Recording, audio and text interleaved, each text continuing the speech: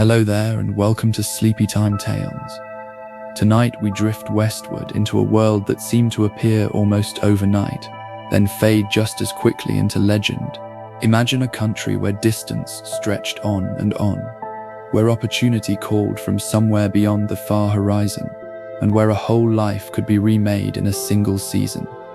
The Old West was not only a place, it was a kind of pull, a force that drew people across deserts and mountains and endless grass, each step carrying its own measure of hope and risk. Here the towns rose out of the dust and sometimes sank back into it just as fast. Fortunes were found and lost. Peoples met and clashed and reshaped one another in ways that still echo down to us. You do not need to remember any of it.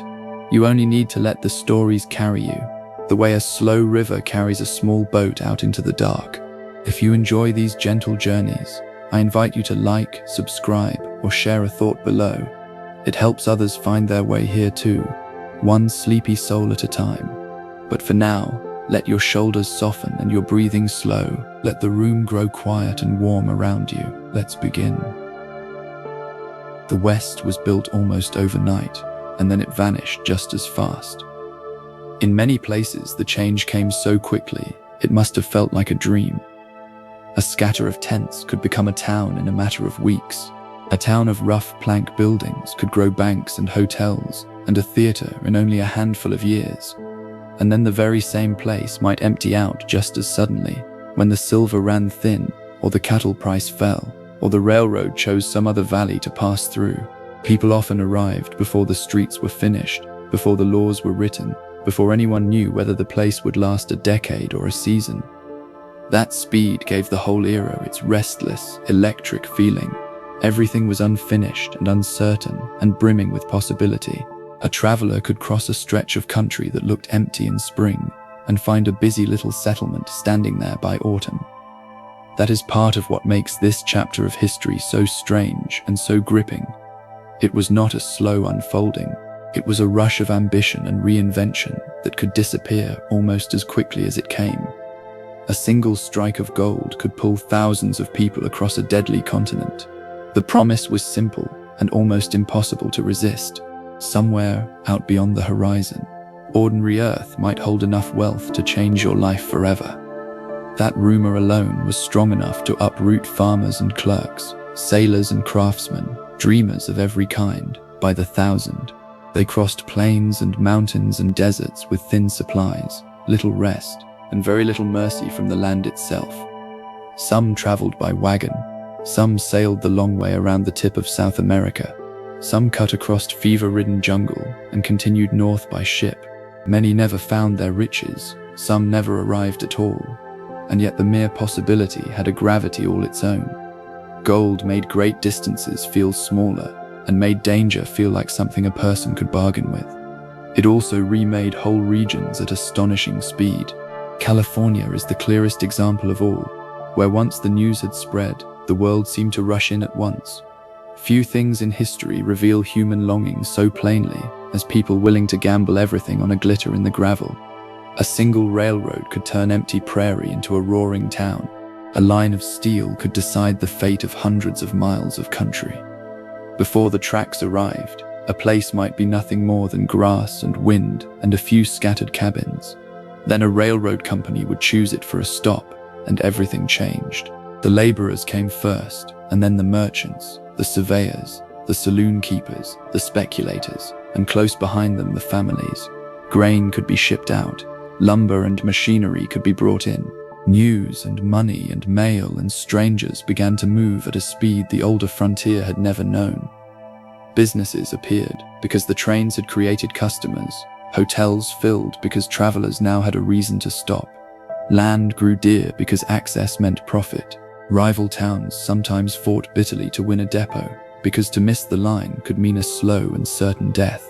In the West, the shape of the land still mattered, but a single decision made in some distant office could raise a thriving town almost from nothing and leave a neighbor to wither in the dust.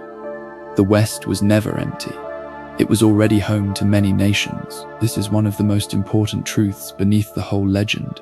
Long before the wagon trains and the rail lines pushed westward, The land already held nations and trade routes, sacred places and old alliances, hunting grounds and farms and cities of memory. It was not a blank space waiting to be found. It was inhabited and understood and deeply loved.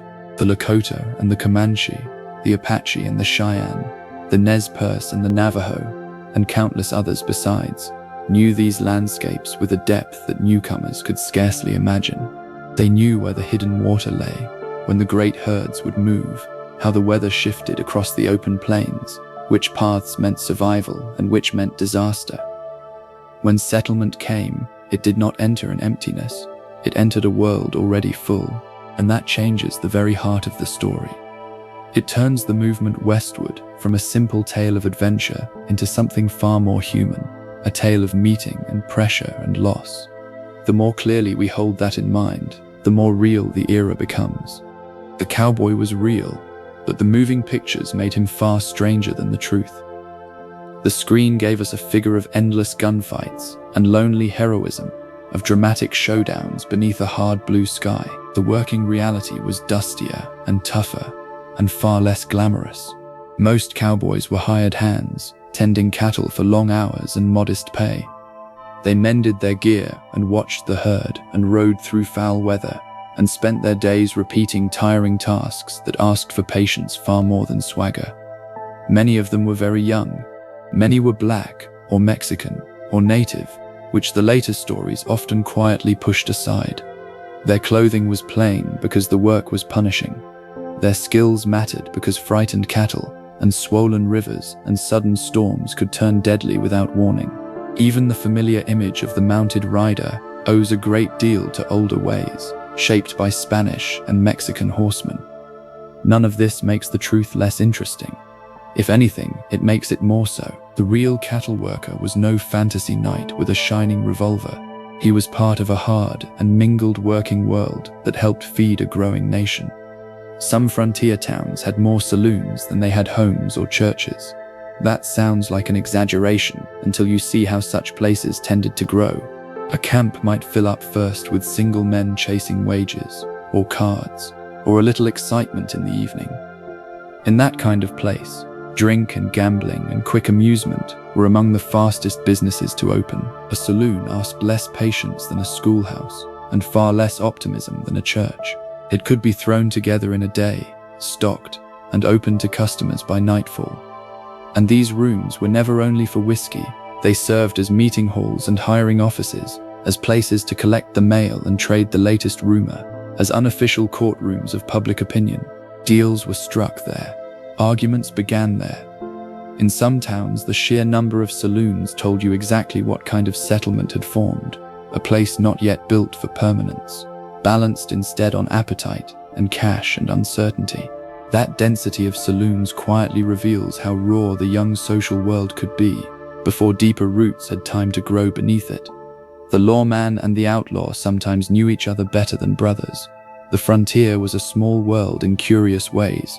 Men drifted from town to town, from job to job, riding the cattle trails, serving in the militias, sitting down at the same card tables again and again.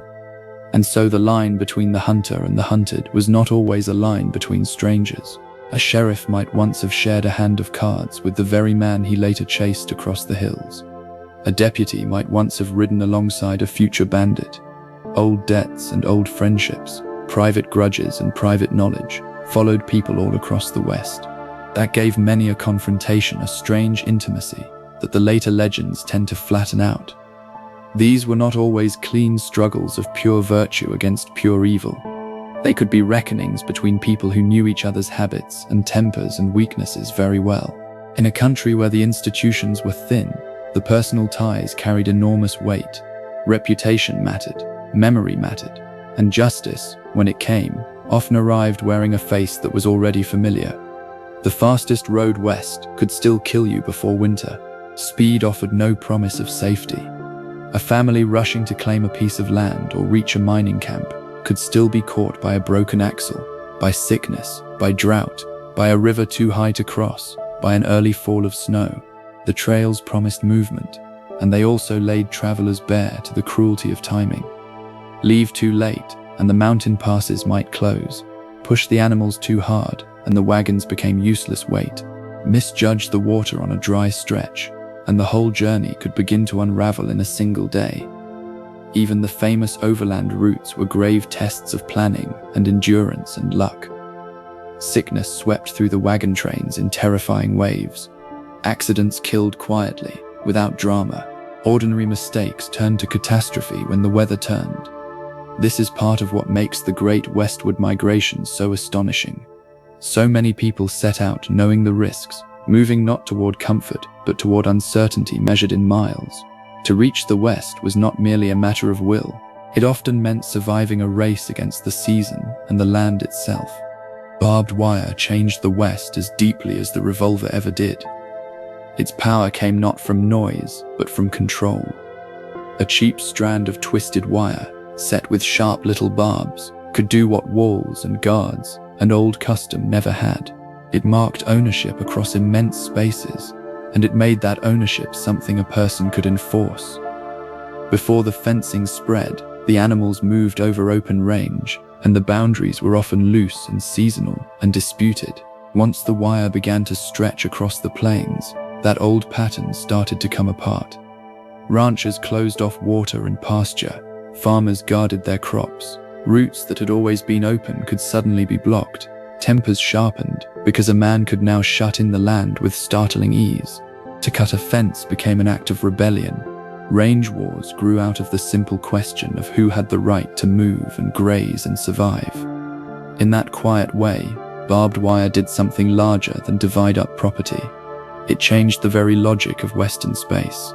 The open country of legend did not end only through gunfire. It ended because thin metal lines taught the land to say no. The stagecoach carried money and mail and gossip, and sometimes an armed guard beside the driver. Before the rails reached every corner, the stagecoach was one of the West's great moving lifelines. It carried more than passengers.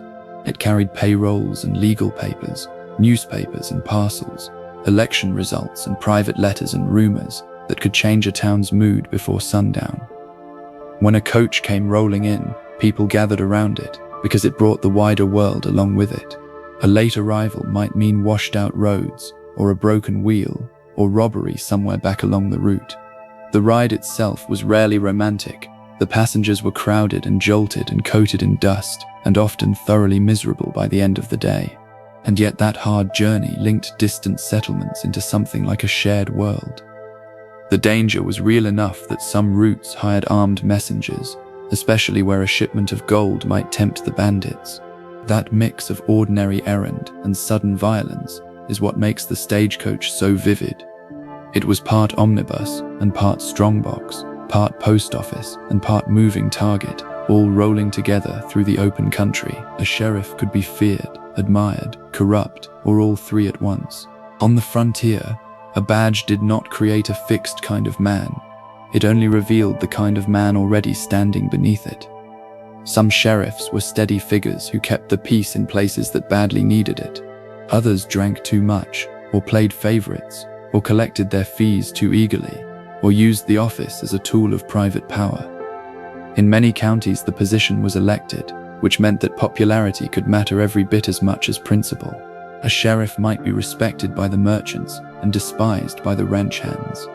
He might chase thieves hard one month and look the other way the next, depending on money or family or the shifting winds of local politics. He was often jailer and tax collector, process server and peace officer, all at the same time. That mixture gave the role an unusual reach, and it also made failure especially dangerous.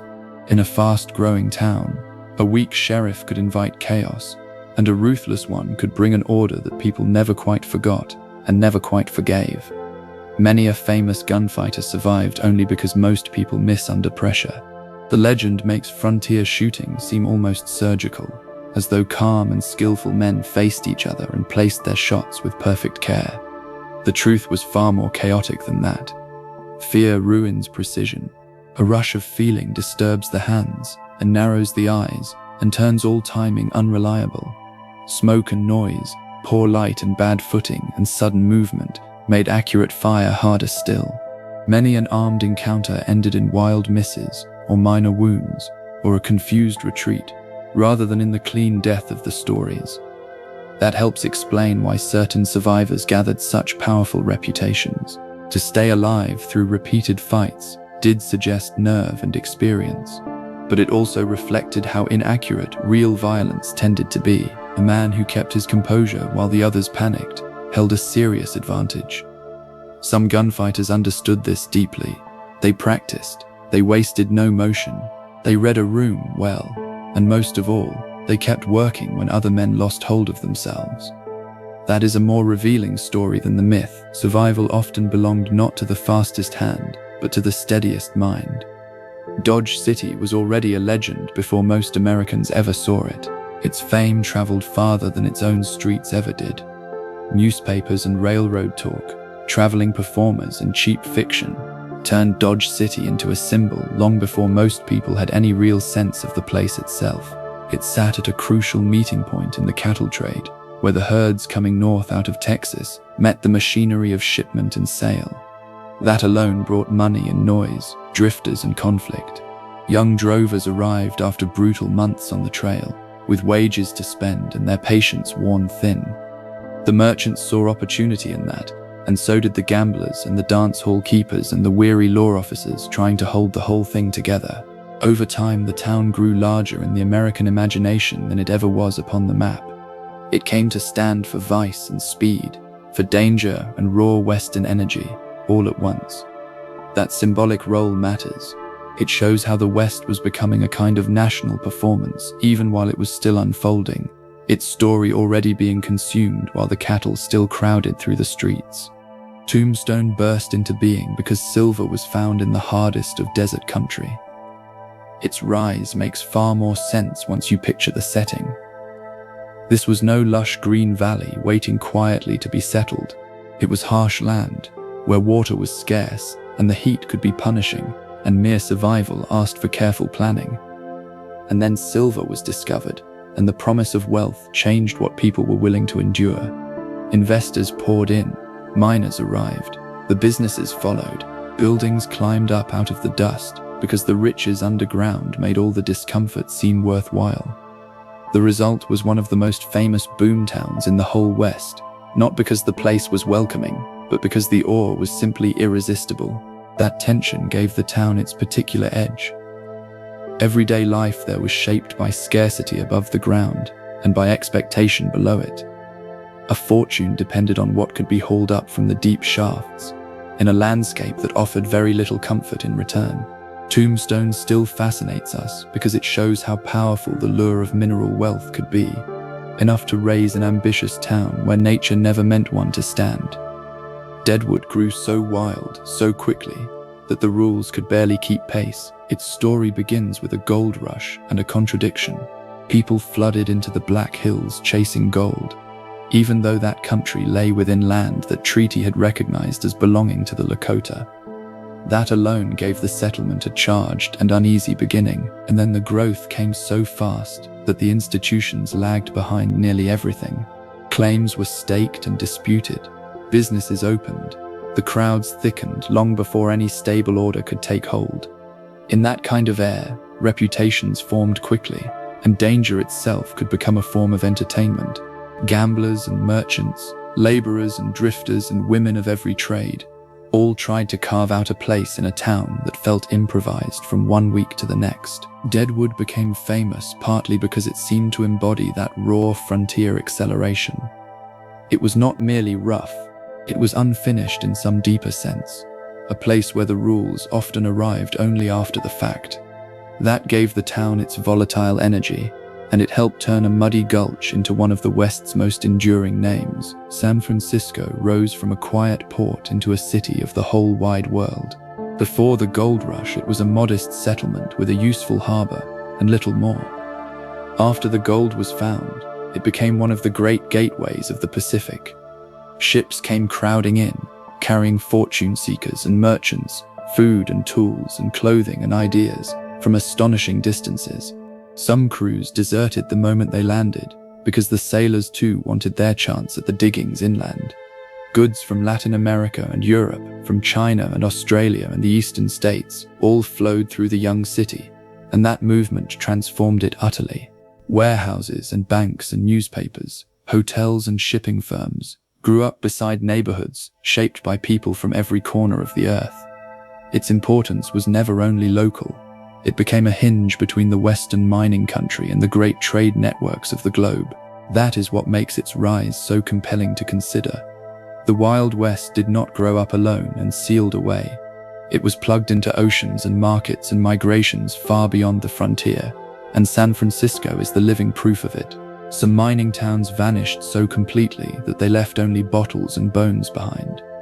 That eerie disappearance is part of the West's strange power over us. A mining settlement could ring for a few intense years with hammers and arguments and ambition, and then the ore would thin, or the price would fall, or the investors would move their money elsewhere, and the place would begin to empty out.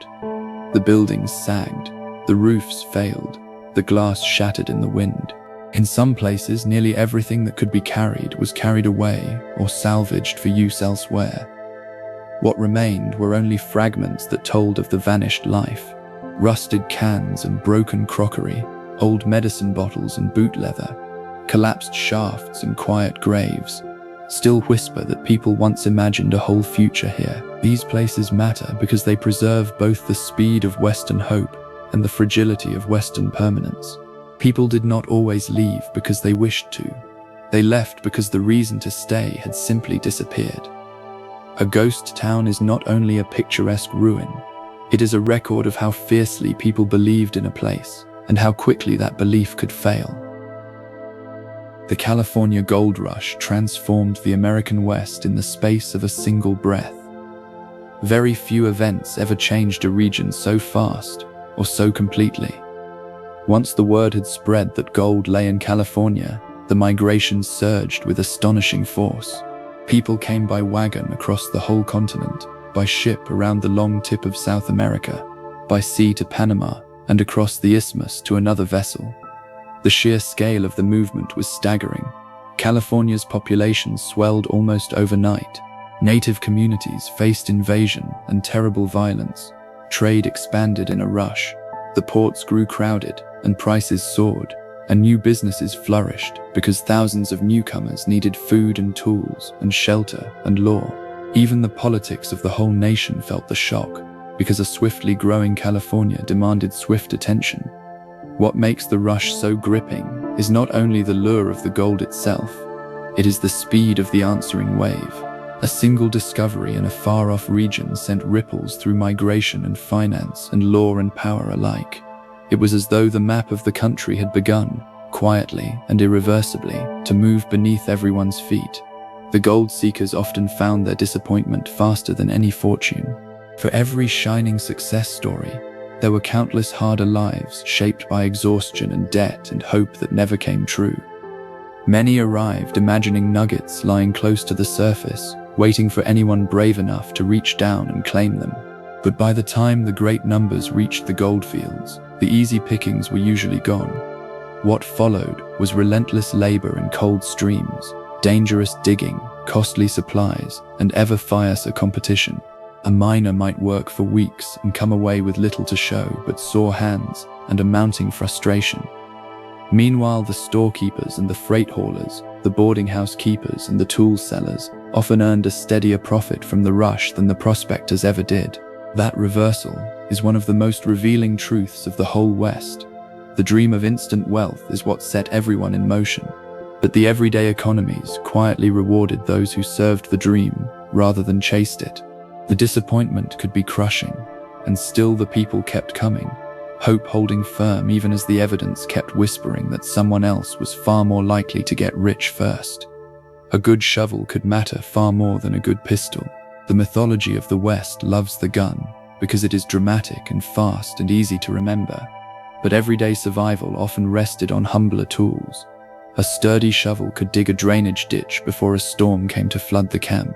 It could help sink a well, or clear a wagon rut, or shape a channel to bring water where it was wanted, or uncover ore, or bury the refuse before sickness could spread.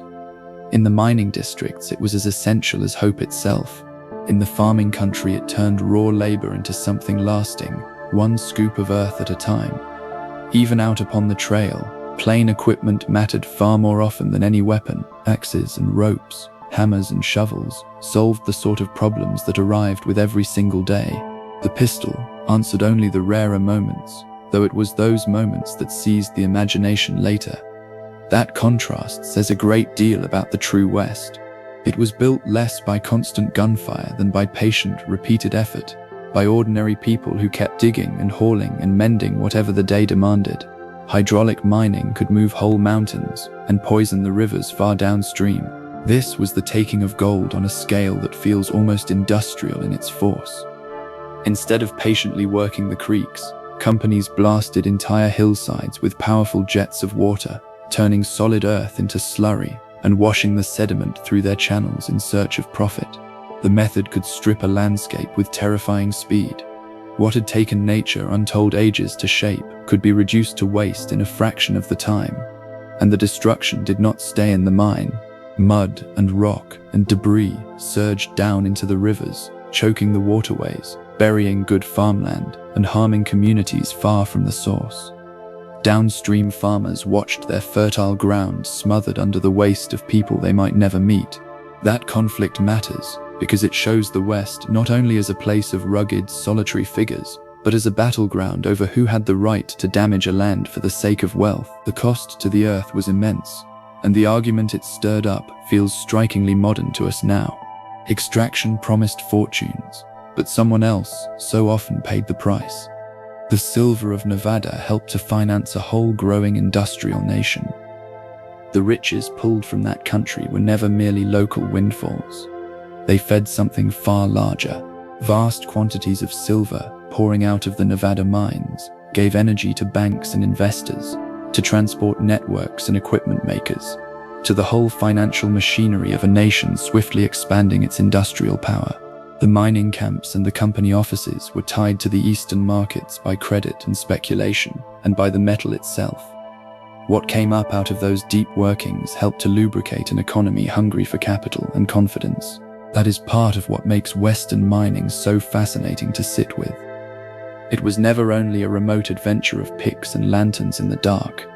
It was bound to furnaces and factories, to railroads and corporate ambition, far beyond the desert where the ore was found. The West supplied raw force to a country busy building itself into something larger and more connected. In that sense, the silver was not only treasure, it was fuel for a great transformation. A harsh mining region could shape the direction of a nation more than its lonely landscape might ever suggest. A boomtown street could be deep mud in the spring and choking dust by noon.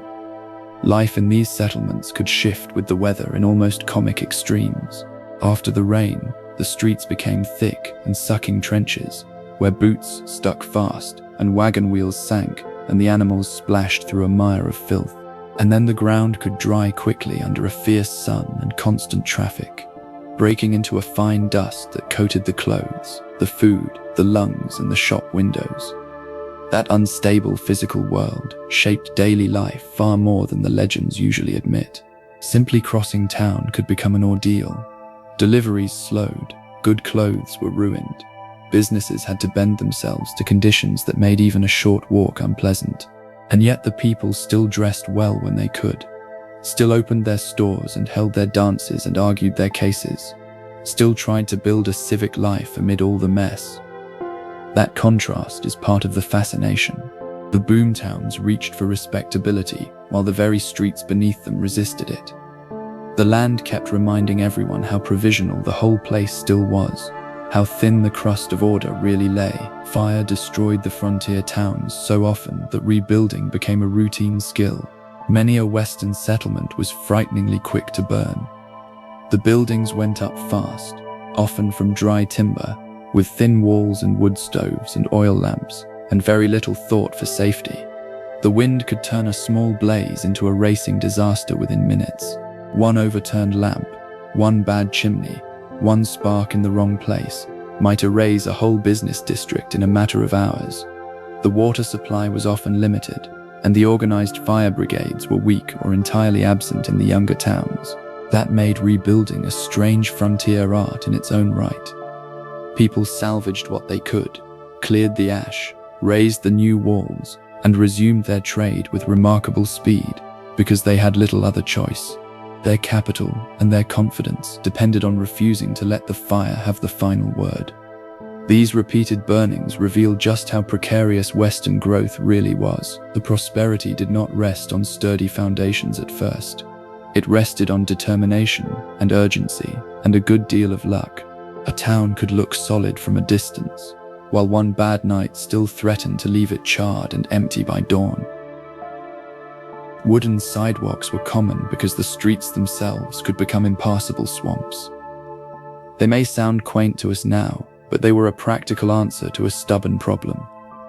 In many towns, the street below was no pleasant surface at all. It could be deep mud and standing water, animal waste and wagon ruts and churned filth, all mixed together into one reeking mire. The raised wooden walk lifted the pedestrian up above that chaos and gave at least some structure to the movement of the town. It also created a particular kind of sound. Boots thudded and heels clicked, and loose boards rattled as people moved from shop to shop along the front.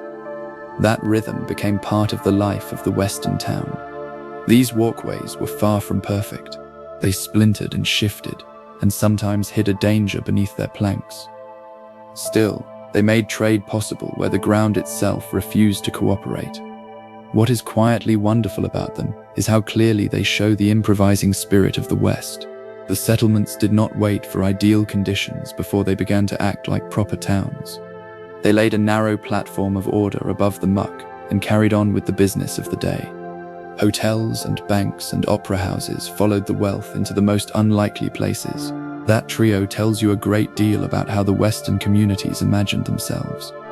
Once the money began to flow from mines or cattle or railroads or land, people wanted more than rough shelter and a supply store. They wanted the signs of permanence, of status, of civilization itself. The hotels welcomed the investors and officials and travelers, the sort of guests whose very presence suggested that a place mattered. The banks promised stability and credit, and the hope that a local fortune might be organized rather than merely spent. The opera houses may sound the most surprising of all, and yet they were powerful declarations that a town expected refinement to arrive alongside its profit. In a settlement ringed by desert or mountain or empty prairie, such a building could feel almost improbable, and that is exactly why it mattered. It announced ambition in brick and stone and velvet.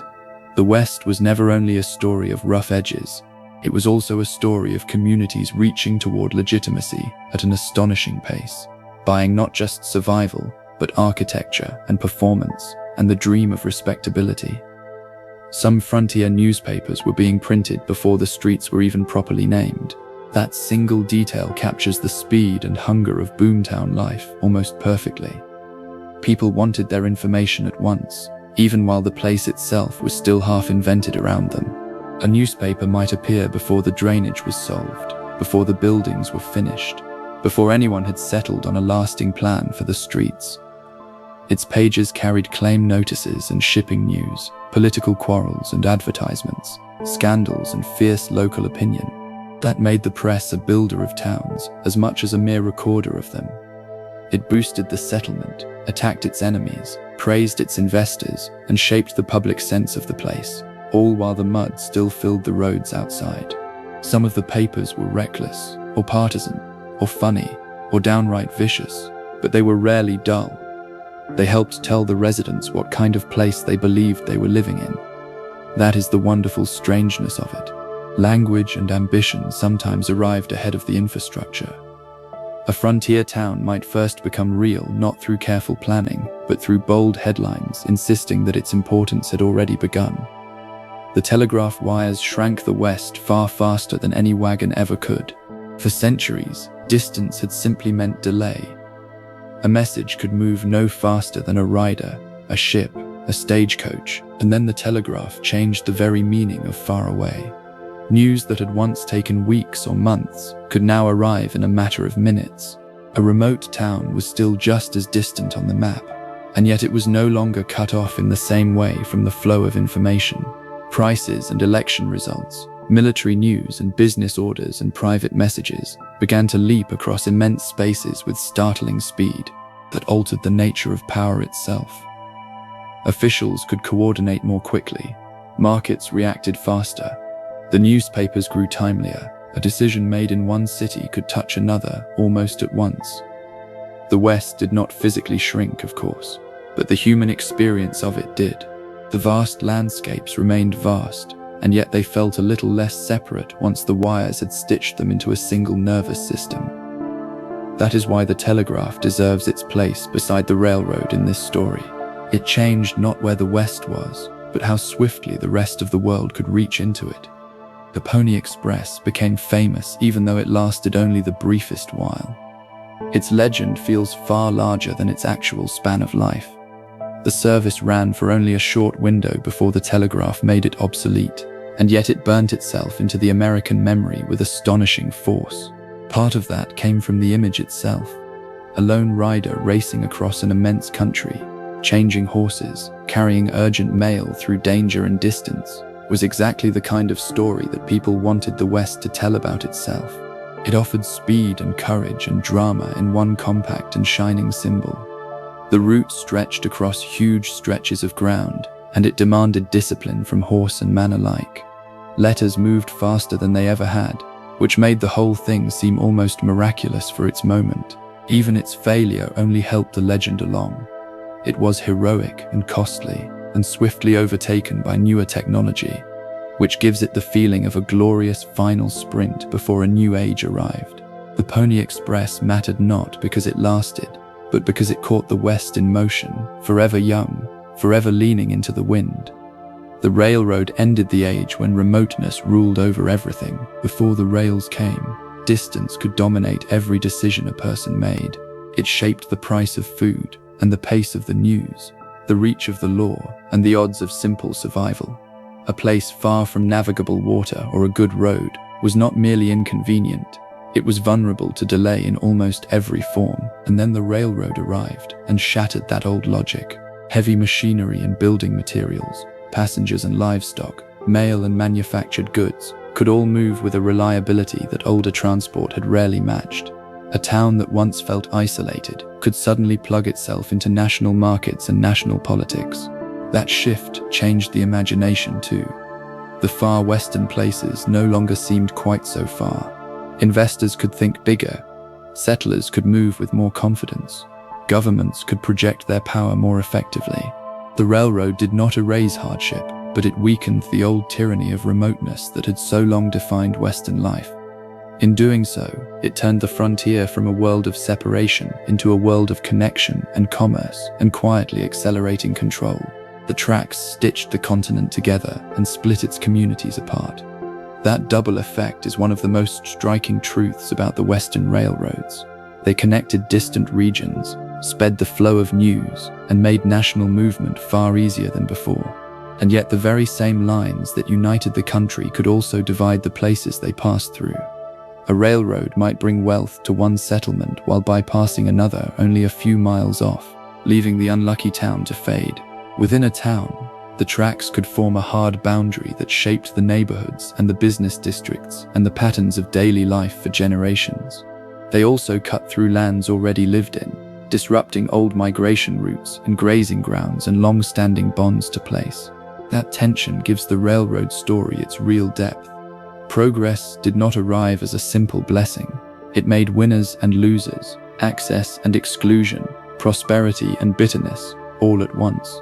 The steel lines promised unity at the scale of a nation, but at the scale of a single community they could open fresh fractures. The West was linked together by the railroad, and many people experienced that very linking as a kind of loss. Chinese laborers helped to build the West while facing brutal and open prejudice. Their work was foundational, and their treatment was often cruel and deeply unjust. Thousands of Chinese workers took on some of the hardest and most dangerous railroad labor in the West, blasting through the mountains, hanging in baskets against the steep slopes, and enduring punishing weather in remote camps far from home. Their discipline and endurance were widely recognized by the very employers whose profits depended upon them. And yet the white workers, the politicians, and the mobs often met them with suspicion and resentment and open hostility. They were essential to the making of the region, and still they were denied full belonging within the society they had helped to create. That contradiction should never be quietly set aside. It reveals a West built by many hands, even as its later mythology narrowed who was allowed to count in the story. The Chinese communities also shaped the towns through their businesses and their food, their labor and their family networks. Despite the discrimination and the violence, their presence makes the history truer and far more human. The West was not built by one people. It was built in struggle by many. The time zones were standardized because the trains demanded that the clocks agree.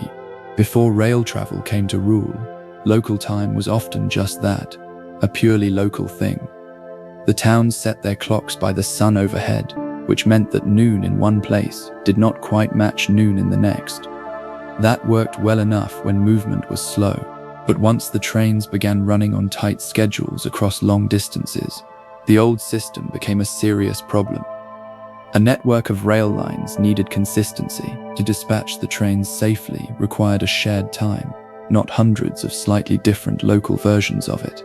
Standardization, then, was never merely a convenience. It was a matter of coordination and safety in an age of accelerating movement. That is a wonderfully surprising Western detail, because it shows how deeply the new technology could reach into ordinary life. The railroad did not only move people and goods across the land, it changed the way people understood the hour itself. Something as abstract as time was reorganized to suit steel and steam and the timetable. The West helped to reveal that modernity was not built in space alone, but in minutes as well. Cattle could reach the eastern cities only once the rails had crossed the plains. Before that connection, Western ranching faced a very basic limit. The herds could be raised across immense grasslands, but getting the beef to distant urban markets was slow and difficult and dear. The railroads changed that whole equation dramatically. Once the tracks linked the plains to the eastern centers of population, cattle became part of a vast commercial system rather than a merely regional possibility. Ranching expanded because at last the transport matched the production. The towns at the key shipping points grew busy with stockyards and buyers and drovers, and all the trades needed to support them.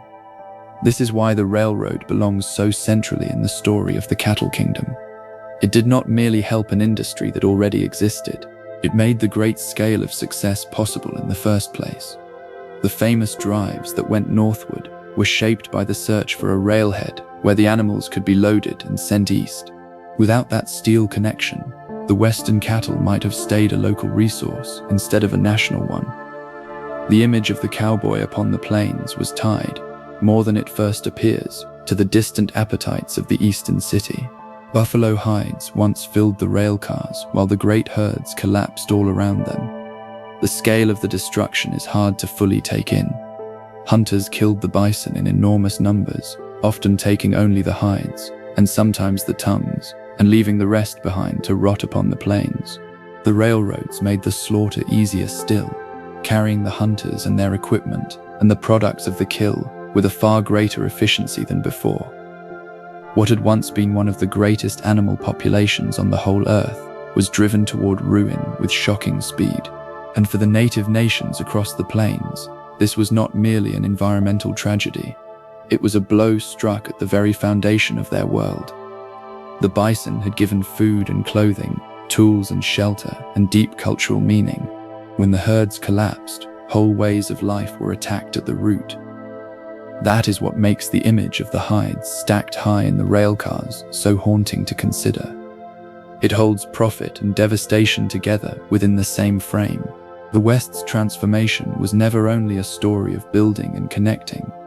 It was also a story of systematic destruction, carried forward by markets and transport and human hunger on a staggering scale. The Great Expansion was driven as much by paperwork as by wagon wheels.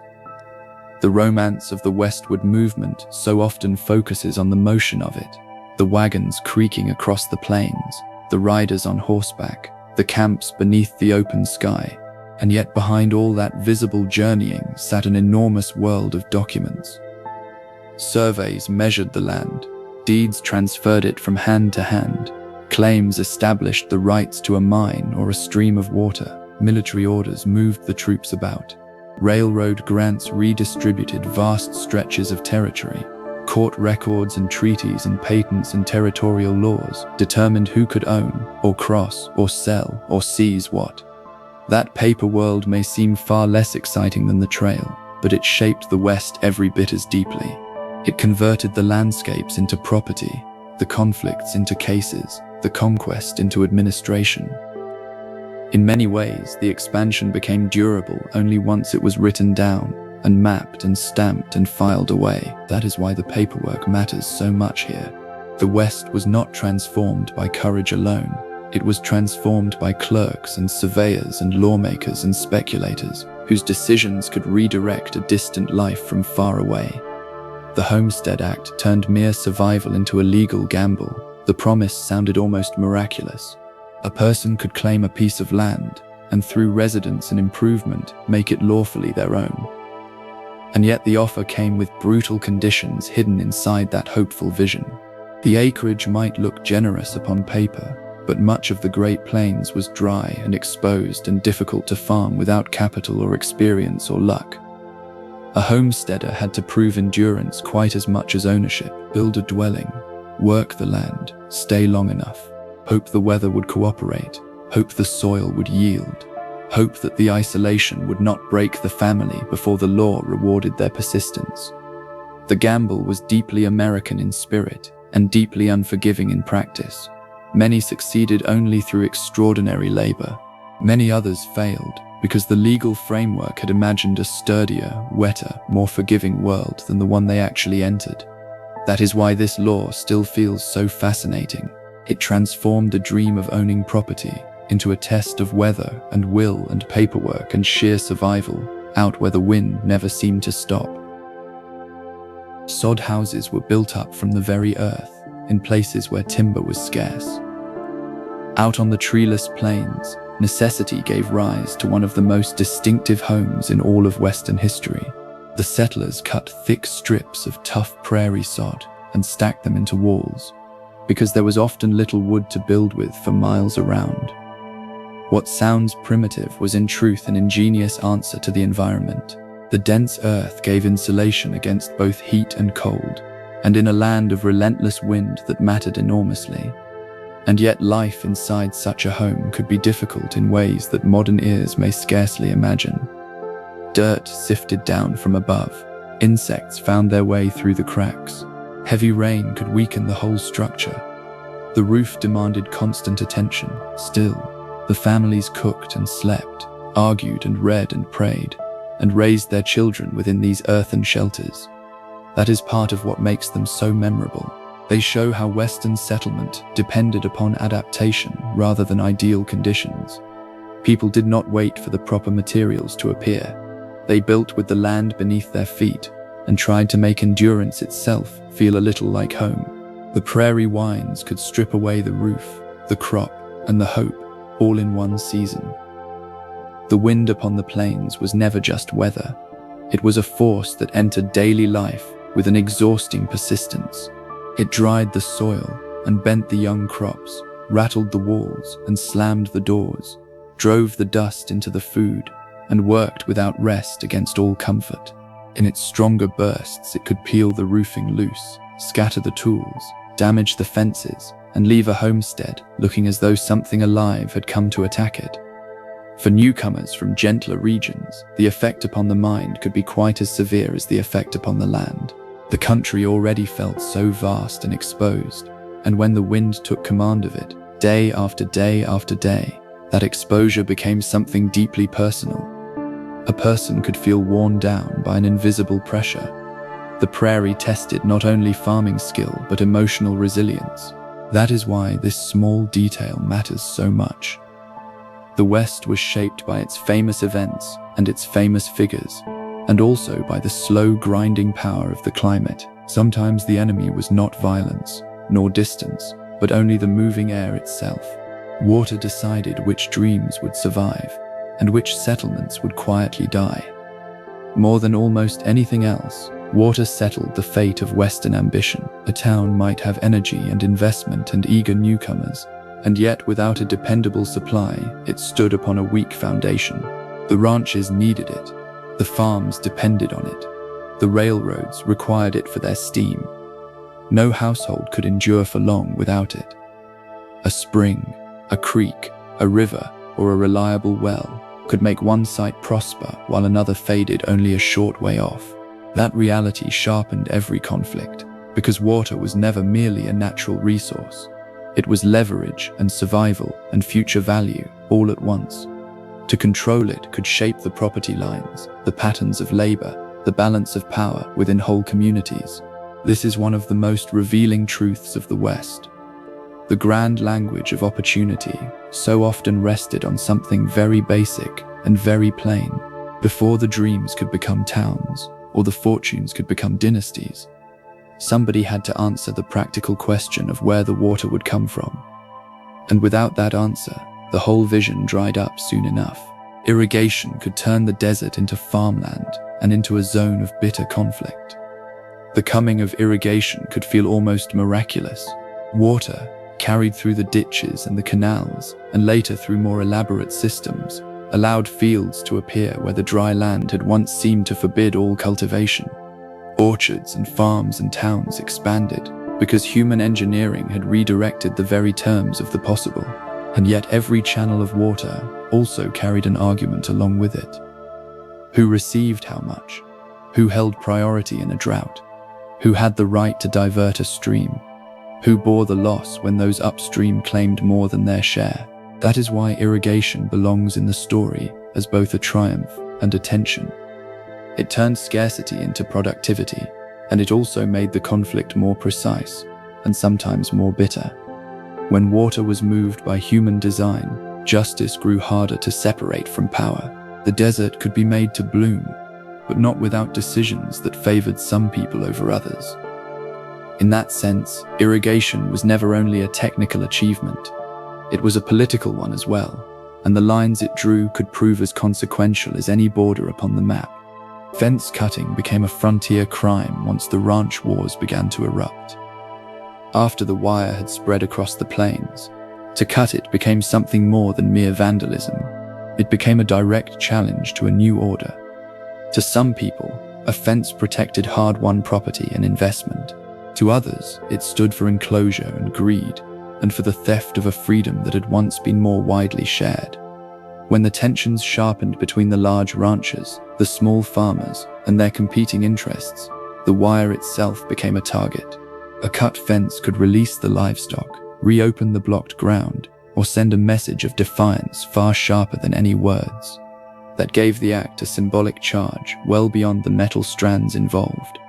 It was about who held the right to define the Western space itself. These conflicts could escalate into intimidation and retaliation and wider violence, because the stakes were never merely a local inconvenience. Property and movement and survival were all tangled up together. Fence cutting fascinates us because it shows how a seemingly simple object could ignite such fury. Out on the frontier, a single broken line of wire might signal the opening of a much larger war. The cattle drives moved living wealth across hundreds of dangerous miles. These journeys were astonishing feats of organization, and they were also fragile, moving gambles.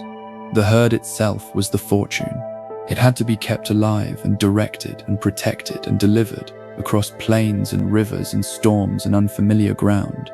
Unlike cargo boxed up in a crate, cattle could panic and scatter and sicken and die. They needed grass and water and steady handling.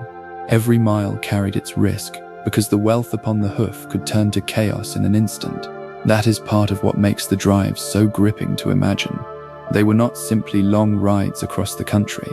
They were sustained acts of management over restless, vulnerable, high-value animals moving through a landscape full of hazards. The men upon the trail were not transporting mere objects.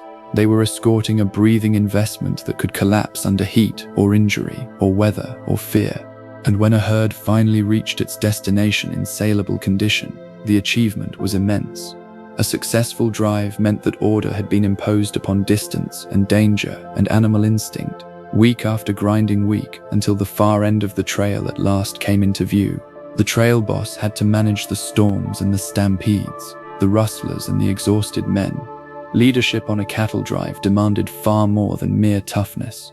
A trail boss had to read the weather and judge the routes, negotiate the crossings and manage the supplies, and make his decisions quickly when trouble broke loose. He was responsible not only for the herd, but for the crew that held it together. That meant dealing with the fear and the fatigue, the boredom and the injury, and the fraying tempers that long, hard travel could produce.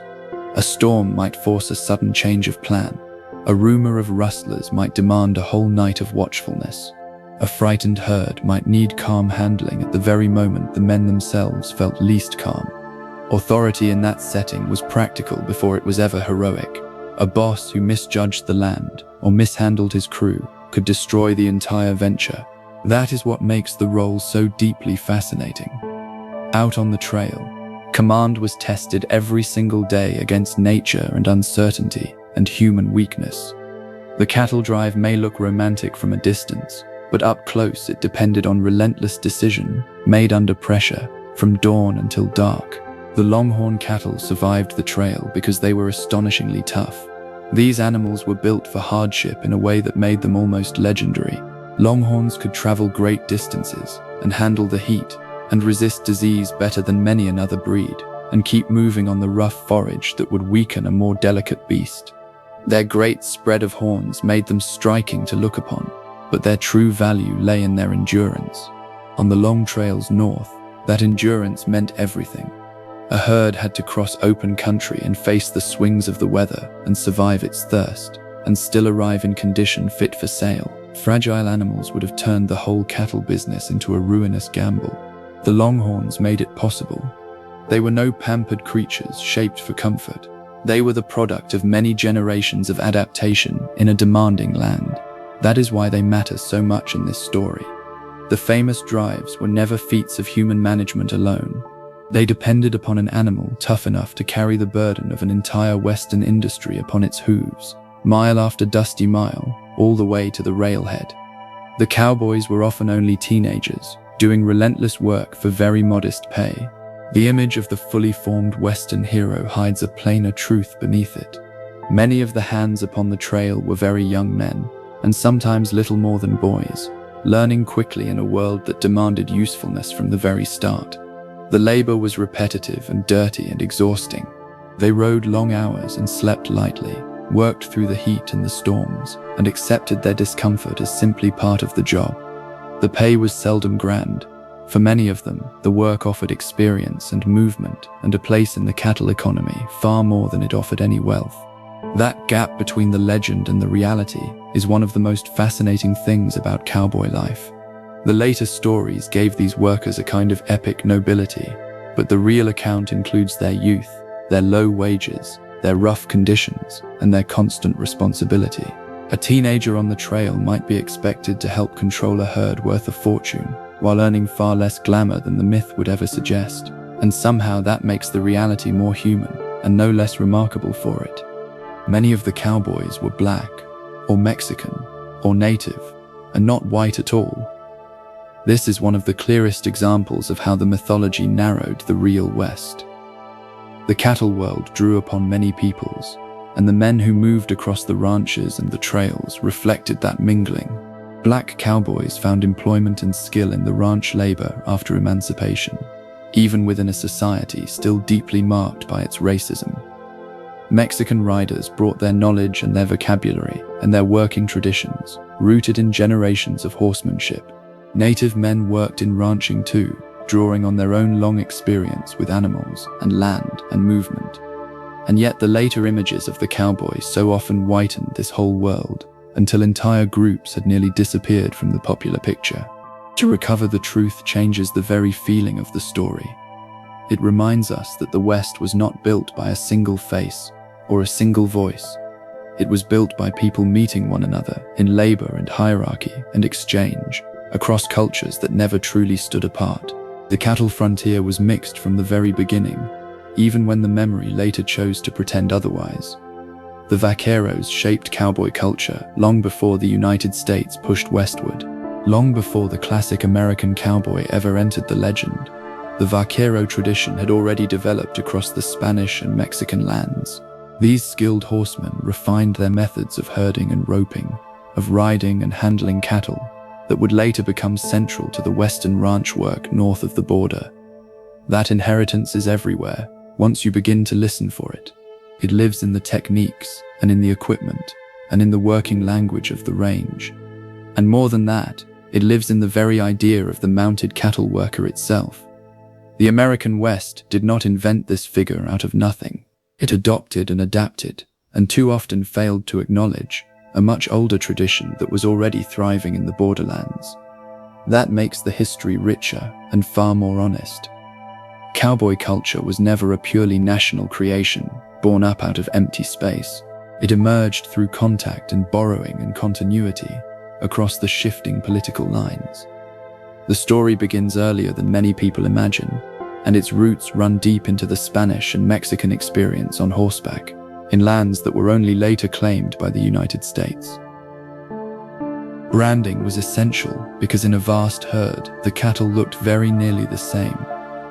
In a world of open grazing and enormous mingled herds, ownership could become impossible to track by memory alone. One brown steer among hundreds or thousands did not announce whose property it was. Branding solved that problem with a painful clarity. A heated iron left a distinctive mark that could be recognized at a glance, even after long movement across wide country. It turned an animal into legally legible property, and that mattered, because cattle represented serious value, and any confusion over ownership could quickly become dispute or accusation or theft. The roundups depended upon those marks, the sales depended upon them, lawsuits and tempers alike could hinge upon them. This is what makes branding so interesting, beyond its dramatic image. It was never merely a ranch custom. It was a system for imposing order upon a landscape where wealth moved and mixed and blurred. In the open West, a brand was identity burned into the very hide. Without it, the whole cattle economy might have drowned in uncertainty and endless argument, out where one animal looked so much like the next. A stampede in the night could destroy months of patient work in a matter of minutes. Imagine a herd already uneasy in the dark, hundreds or thousands of animals packed close together, half asleep and yet always alert to movement, to thunder, to a strange scent or a sudden noise. And then something startles them. A crack of sound, a flash of lightning, one panicked animal, or a single rider's mistake can ripple outward faster than thought. Once the herd breaks, it becomes an avalanche of muscle and fear. Men can be thrown, or trampled, or lost, or separated in the confusion. The cattle scatter across the miles. Valuable animals simply vanish. The injuries mount. An order that took weeks to build can collapse almost in an instant. This is one reason why the night watch upon the trail mattered so very much. The riders circled and listened, because the darkness made every danger harder to read and harder to stop. The stampede remains one of the most dramatic realities of cattle work, because it joined economics and terror so closely together. In those moments, the whole drive could turn from routine hardship into raw chaos beneath the open sky. The river crossings were among the deadliest moments on any cattle drive. A river looked simple enough from the bank until the herd stepped down into it. The currents could pull the animals sideways, break the line, and set off panic within seconds. A crossing needed judgment before it ever needed bravery. The riders had to choose where the bottom was firm enough, where the current could be managed, where the banks were not too steep to trap the herd on the way in or the way out. And even then, things could go wrong very quickly. The cattle bunched together and lost their footing and turned back against the flow. Men could be swept off their horses. The wagons and the supplies faced their own risk if the bottom was soft or the water rose without warning. What makes these moments so gripping is how they gathered so many frontier dangers into a single place. Water promised life everywhere else along the trail, and yet here it became a test of nerve and timing and control. A good crossing felt like a real triumph. A bad one could wreck the herd, the crew, and the profit of the entire journey, all in the space of a few churning minutes. The chuck wagon fed the whole trail and carried the cook's quiet authority along with the food. The chuck wagon was the moving kitchen of the cattle drive, and it was also something more important than that. It was the practical center of the camp's whole life. It carried the food and the tools, the cookware and the small supplies that helped keep the men functioning over long weeks upon the trail. And at its heart stood the cook, who often held more daily authority than an outsider might expect. He set the rhythm of the meals and guarded the provisions, and could shape the morale of the crew as surely as any boss. A good cook meant hot coffee and edible food, and a sense that life still had some structure after a hard day's ride. A bad one could sour the tempers quickly. The wagon itself became a landmark of order amid all the motion, the place where hungry men gathered, and where the rough business of feeding labor was made possible. That is why it fascinates. Western history so often spotlights the gunmen and the trail bosses, and yet this rolling kitchen quietly sustained the whole enterprise, one meal at a time. The cowboy songs were practical things, often used to calm the restless cattle. A song on the trail was not only a pleasant sound drifting off into the night, it could be work. The riders sang softly during their watches, because a familiar, steady sound helped to soothe the nervous animals in the dark. Cattle were sensitive to any disturbance, and a calm human voice could become part of the pattern that kept them settled. The songs themselves were often simple and repetitive, easy to carry over a distance, which suited exhausted men who still needed to stay awake and alert. That usefulness gives the singing a special kind of beauty. It grew from necessity and not from performance. A rider humming quietly into the dark was doing more than passing the hours. He was helping to hold together a fragile pocket of order around a herd that might otherwise spook and run. These songs also preserved feeling and memory and a little humor within a hard life. But it is their practical purpose that makes them so memorable. The West could be loud with danger, and sometimes the answer was a single human voice, choosing rhythm over silence in the long hours before dawn. Guns were common enough, and yet many frontier towns tried hard to restrict the carrying of them. That surprises people, because the Wild West is so often imagined as a place where everyone wore a weapon everywhere, and nobody objected. In reality, a good many frontier towns tried to control the public carrying of guns, especially in the busy districts, where drinking and gambling and crowding could turn ordinary tension into bloodshed. Visitors entering town were sometimes expected to surrender their weapons, or to keep them secured while they stayed. The goal was never to erase all violence. It was to lower the odds that a drunken argument would become a funeral. This matters because it reveals something important about the Western communities. Even in the places most famous for danger, many residents did not celebrate chaos. They wanted trade and stability, and streets where business could go on without constant fear. The image of a universal armed freedom is a powerful one, but the true picture is more interesting. The town leaders often understood very well that a settlement could not grow prosperous or respectable if every quarrel had a loaded pistol sitting only a heartbeat away. The revolver became an icon because it made repeated fire something a person could carry. Its importance lies in what it changed about a single person's power. The earlier handguns could be slow and awkward to reload, which limited how much force a man might carry and use quickly. The revolver altered that balance by allowing several shots before reloading became necessary. That may sound straightforward enough to us now, but at the time it felt like a transformation. A traveler, a lawman, a soldier, or an outlaw could carry repeated fire in a single hand, on horseback or on foot, or in the middle of confusion. That portability mattered in a world where danger might appear suddenly and at close range. The revolver also suited the pace of frontier movement, for it was easier to wear than a long gun, and easier to bring into immediate use. That practical advantage helped to turn it into a symbol. The legend later exaggerated its role, of course, but the underlying fascination remains real enough. This was technology shrinking lethal force down into something personal and mobile, and instantly available at the side of an ordinary hand. The Winchester rifle changed hunting and warfare and frontier mythology altogether. Few weapons ever became so entangled with both daily use and the national imagination. The lever-action rifles associated with the Winchester name allowed rapid, repeated fire, without the long pauses that older firearms had so often required. That made them valuable to the hunter pursuing game, to the fighter in a violent conflict, and to anyone who wanted dependable firepower out in uncertain country. Their significance was practical, first of all. They could shift what a single individual might accomplish in the field, and yet their cultural impact reached far beyond that.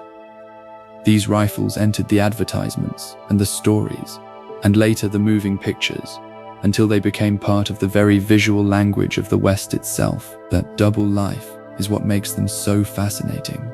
They were real tools with real consequences, and they also helped to write the legend after the fact. A rifle could feed a family, or kill at a distance, or stand as a symbol of independence, depending upon who held it and who later told the story.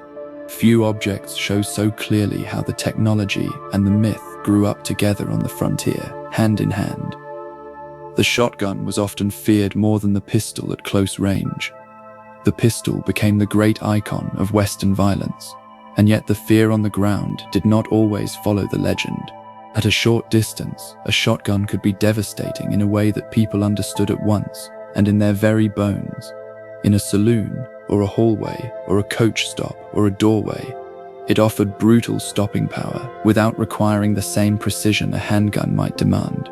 That made it a practical choice for the guards, the homeowners, the express agents, and anyone who was expecting trouble at close quarters.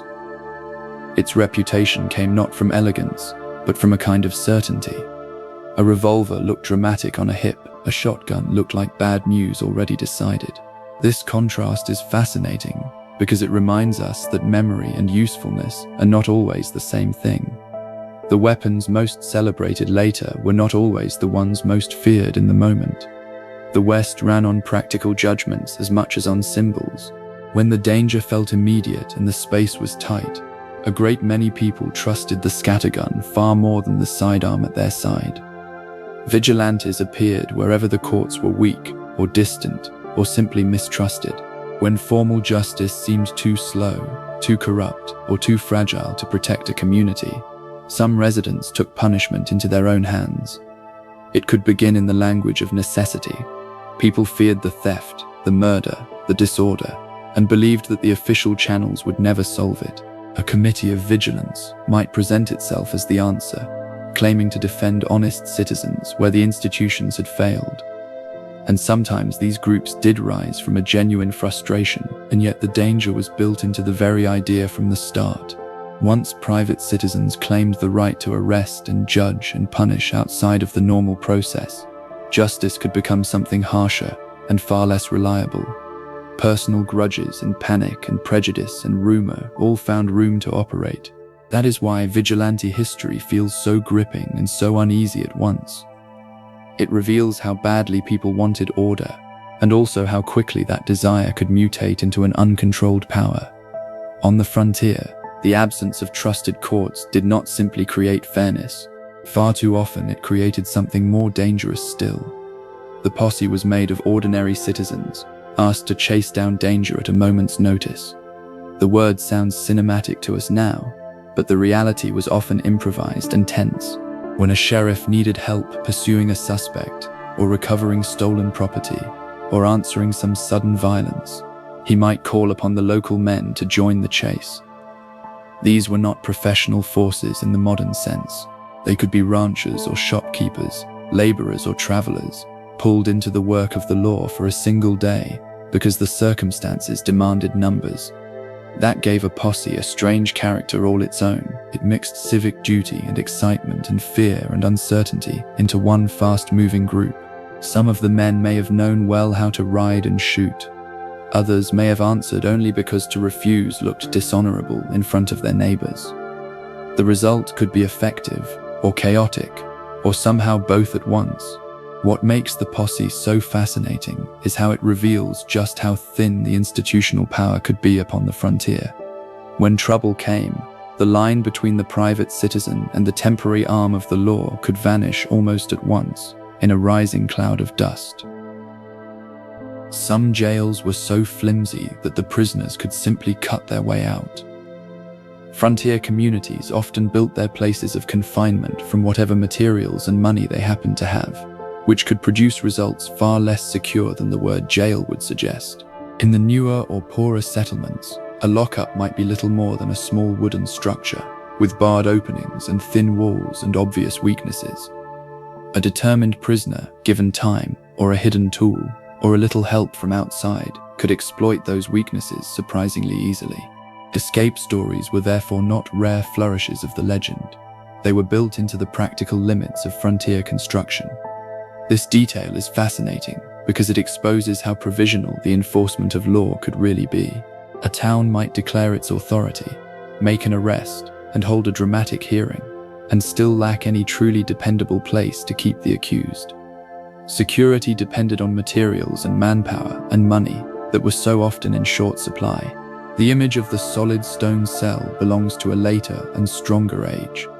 On the frontier, the very place of confinement was sometimes still under construction, even as the door was closing on its first uneasy guest. The outlaws robbed the banks and the trains and the stages, and sometimes their own good name. Crime in the West was never as clean or as glamorous as the later legend pretended. An outlaw might steal from a bank one season and hold up a stage the next, and then spend long months lying low, quarreling with his partners, wasting the money, or making foolish choices that damaged his own standing as surely as any lawman could. Reputation mattered in that world, and many a robber understood it well. Fear could help a gang succeed before a weapon was even drawn. And yet reputation was also fragile. A botched robbery, a drunken boast, a needless cruelty, or a betrayal from within the group could turn supposed fame into embarrassment. Some criminals were far less formidable than the stories claimed. Others helped to ruin themselves, chasing an attention they could not control. That is what makes the Western outlaws so fascinating to consider. The robber was not only fighting the banks and the guards and the posses, he was also trying to manage a dangerous public image, one that might protect him for a while, and then expose him just as quickly in the end. Jesse James became a legend in part because the newspapers helped to build him. His story did not spread on horseback alone, it spread through print. The newspapers turned his robberies into drama and his escapes into suspense, and helped to recast a violent criminal into something more politically charged and more emotionally compelling to a great many readers.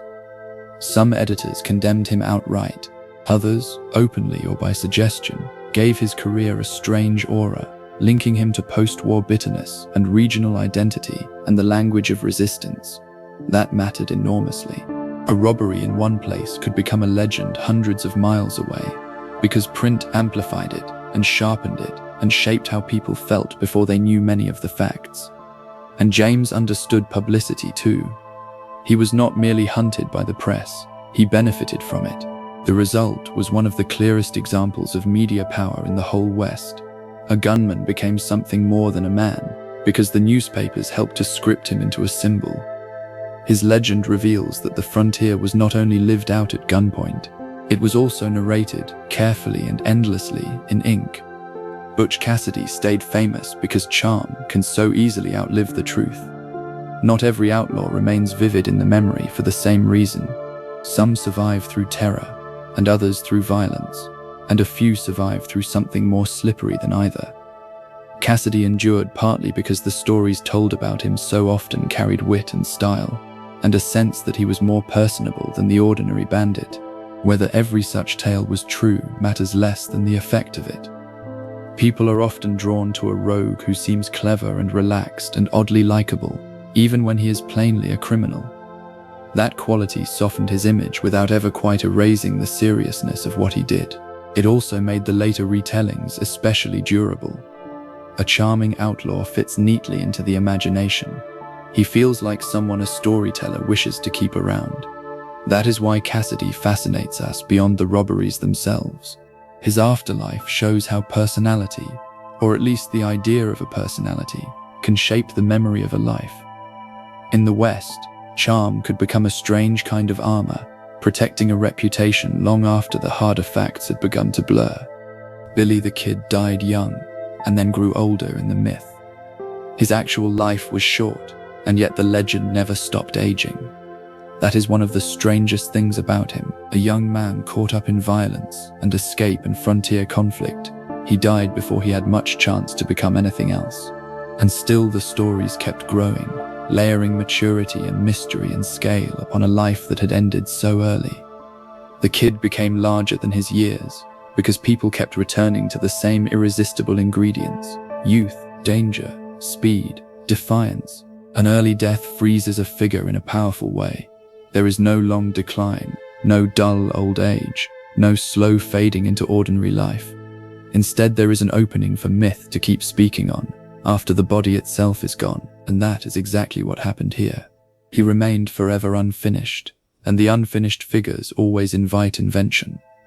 The real life matters, of course, but the legend matters too, because it shows us how the Western memory could take a brief and violent life and stretch it out into something that felt almost timeless. Wild Bill Hickok was already famous long before he ever entered the legend. That makes him especially interesting among the frontier figures. He was widely known during his own lifetime, and not merely discovered by the later generations.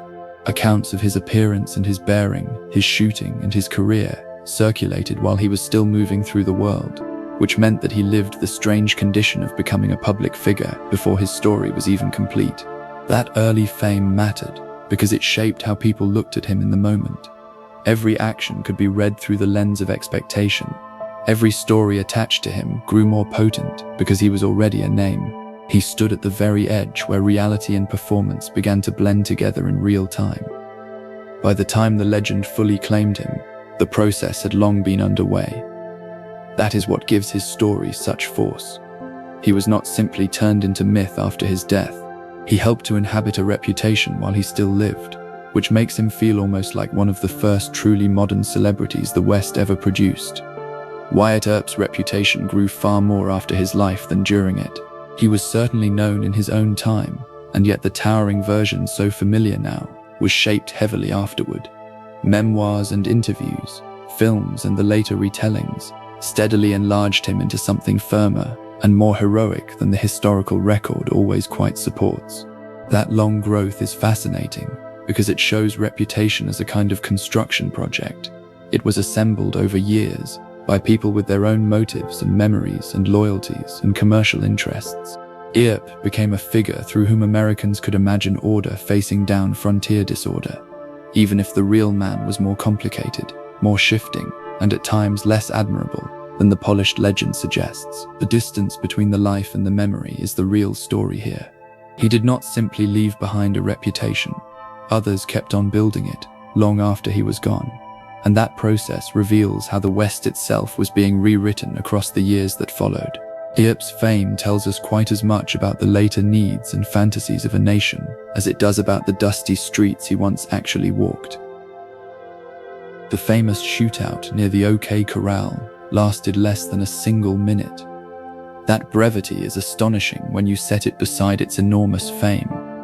One of the most famous gunfights in all of Western history took less time than many people need simply to describe it.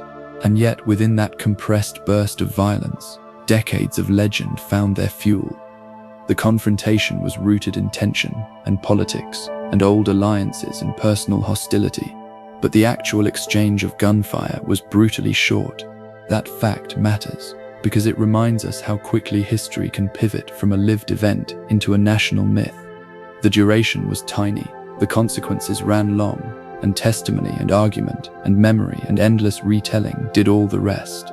In a strange way, the very shortness of the fight may even have helped. It created a concentrated event that could be replayed and interpreted and reshaped without end, free of the messier sprawl of a longer battle. What survives is not merely the sound of the shots, but the transformation of a handful of seconds into a legend. The West was full of violence, and very little of it ever achieved immortality so efficiently. Many a so-called desperado spent far more of his time hiding than fighting. The word desperado suggests constant action, relentless nerve, a life lived in open challenge to the law. The reality was often slower and meaner and more anxious than that. Many a wanted man spent long stretches avoiding the roads, sleeping in rough cover, relying on sympathizers, changing his name, and worrying about betrayal from within his own circle. That hidden life could be grimly unromantic. The money ran out. The trust wore thin. Freedom narrowed itself down into caution. The outlaw who seemed so terrifying in a headline might in truth be miserable in a ravine, trying not to be recognized in the next town he passed through. This is one of the most useful corrections to the Western myth. Crime did not always produce swagger. Very often it produced tension and boredom and fear. A robber might become famous for a single explosive act and then spend months simply trying to stay invisible. The West loved its dramatic names, but beneath a great many of them lay a fugitive life, defined far less by fighting than by the exhausting labor of not being found. The wanted posters often exaggerated the crimes to stir up panic and pursuit. These notices were never neutral little announcements pinned to a wall. They were tools of pressure, meant to draw attention and motivate the chase and heighten the sense of urgency. A poster could present a suspect in language that made him seem more dangerous, more notorious, more dramatic than the plain facts strictly justified. A crime might be framed in ways that encouraged fear. Descriptions could harden mere uncertainty into apparent certainty, and the reward money itself added excitement, turning the search into both a civic duty and a possible payday. This mattered because many people encountered the outlaw first as printed language and not as a living person at all.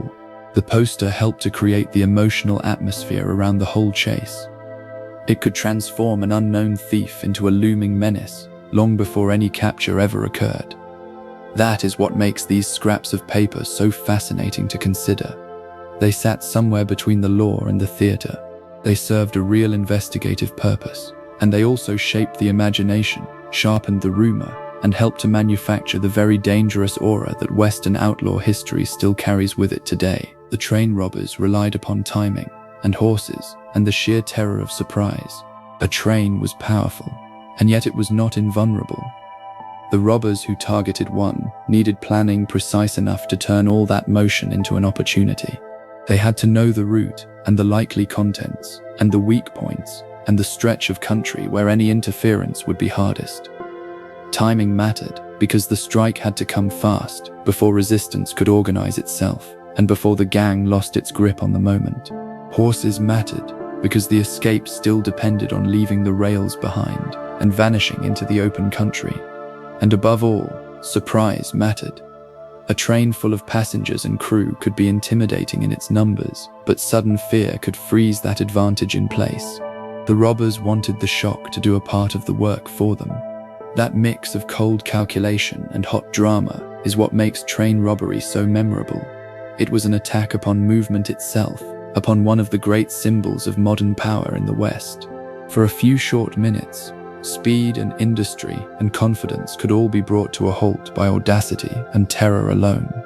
The native nations fought the expansion long after the textbooks claimed the war was over. The old classroom version so often makes the Western conflict sound brief and settled, as though the resistance ended once a few famous battles had been fought. The reality was far longer and far less tidy. The native nations across the West continued to resist invasion and confinement and military pressure in many different ways over many years. Some fought openly, some withdrew by strategy, some negotiated or adapted or resisted through sheer survival itself when armed conflict had become impossible. That long endurance matters because it changes the whole rhythm of the story. Expansion was never a clean march across a passive map. It was a grinding struggle against peoples who knew the land and understood the stakes, and refused to simply disappear because some official had declared them defeated. Even after the major campaigns had ended, the conflict remained alive in policy, in the restrictions on movement, in the ration systems, and in the constant attempt to control native life. The war did not really end when the textbooks used to say it did. In many ways, it only changed its form and kept pressing quietly forward. The Plains Wars were about the land and survival and the promises that were broken. To reduce those wars to simple clashes between soldiers and warriors is to miss their deepest force. At the very heart of the struggle lay the land itself, not merely as territory upon a map, but as hunting ground and homeland, as memory and as the very basis of a future life. When the treaties were signed and then altered, or ignored, or broken outright, the consequences reached far beyond mere diplomacy. Food security changed, movement changed, sacred places fell into danger, the ability of a people to remain themselves came under threat. That is why the fighting was so fierce and so charged with feeling. This was never only about a military victory. It was about whether whole nations could go on living in ways they still recognized. The broken promises sharpened every conflict because they taught the native communities that an official assurance might vanish the very moment that gold, or settlement, or political convenience demanded it, and once that trust had collapsed, the war grew more likely and more bitter. The Plains Wars were struggles over survival, fought under conditions where the trust had already been badly shattered. The destruction of the bison was a weapon, quite as much as it was a market frenzy. The slaughter was driven by profit, and it also served power. The commercial demand for hides encouraged mass killing on a shocking scale, and yet many officials and military thinkers also understood that to destroy the herds would strike the native nations at the very center of their existence. For peoples whose lives depended on the bison for food and shelter, for clothing and tools and trade, the collapse of the herds meant hunger and dislocation and a mounting dependence. That is why this history feels so chilling. It was not merely a reckless exploitation of an animal population. It became a strategy, one that weakened resistance by attacking the conditions of life itself. The hunters and the railroads, the markets and the policy, all moved in ways that made the outcome devastating. The plains were transformed by carcasses and stripped hides, and by a great silence where the immense herds had once thundered by. And when the bison vanished, the military pressure grew even harder to resist. The destruction belongs to both environmental history and the history of war, because it truly functioned as both at once. The reservations confined whole nations to smaller and harsher worlds. A reservation was never merely a change of address. It was a forced shrinking of possibility. Peoples who had moved across broad homelands, who had hunted with the seasons and traded over long distances and organized their lives by their own rhythms, were often pushed onto restricted lands, chosen for administrative convenience rather than for cultural continuity or natural abundance. The result could be devastating. Food systems were disrupted, sacred geography was severed, autonomy narrowed, and dependency grew. What had once been a people's own world became a controlled space, watched over by agents, regulated by policy, and often sustained by unreliable rations. That confinement was physical, and it was also psychological and political. It announced that movement and authority and the whole future of a life would now be subject to an outside permission. This is why reservation history must be understood with real seriousness. It was not a benevolent solution to a conflict. It was a mechanism of compression. Whole nations were forced into reduced landscapes that could not fully support the life they had always known before. The ghost dance spread a fragile hope through a time of crushing loss. In an era marked by hunger and grief, by military defeat and relentless pressure, the ghost dance carried a powerful promise within it. It offered the possibility that the world might be restored, that the dead might return, that the suffering might end, and that native life could be renewed after so much destruction. That hope gave the movement an emotional force far beyond any single ritual act. It spread because people needed more than policy and ration lines could ever offer. They needed meaning and comfort and the sense that history had not closed forever against them. To the outside authorities, and especially to the nervous officials and soldiers, the movement often looked threatening because they did not understand its spiritual depth and feared its gathering collective energy. And that fear helped to turn hope into tragedy. What makes the ghost dance so moving is how it reveals the interior life of a battered world. Even after such extraordinary loss, people still reached out for renewal. The despair was real, but it did not have the final word. The Battle of the Little Bighorn shocked the whole of the United States. The shock came not only from the defeat itself, but from what that defeat did to the national confidence. An army force, under a famous commander, was overwhelmed by native fighters in a battle that seemed to violate every expectation about power and progress and the supposed inevitability of United States control. News of the defeat spread through a country already full of assumptions about Western conquest, and it landed with unusual force because it challenged the very story that so many Americans wished to believe. Here was a moment when native resistance did not look doomed or peripheral. It looked formidable. That is why the battle echoed so widely. It carried military significance, and it also carried a great symbolic weight. The shock sharpened the calls for revenge and intensified the pressure on the native nations afterward. In that sense, the victory contained a terrible paradox within it. It was a stunning triumph of resistance, and it also helped to provoke even harsher campaigns to come. The Little Bighorn remains unforgettable because it was at once an astonishing success and an ominous turning point. Geronimo became famous because resistance could not be easily erased. His name endured because it came to represent persistence in the face of an overwhelming pressure. Geronimo was never important only as an individual leader. He became a symbol of a larger refusal to submit neatly to conquest, to confinement, to the erasure of Apache autonomy. The repeated pursuits and surrenders, the escapes and the negotiations turned his story into something that seemed to resist all conclusion. The United States military devoted enormous attention to his capture, which only deepened the sense that one person and the people gathered around him still held the power to disrupt an imperial certainty. That is part of why his fame spread so widely. He made it clear that the frontier could not simply be declared settled while a determined resistance remained alive in the mountain country and the desert. Even after his capture, his image continued to carry that stubborn force.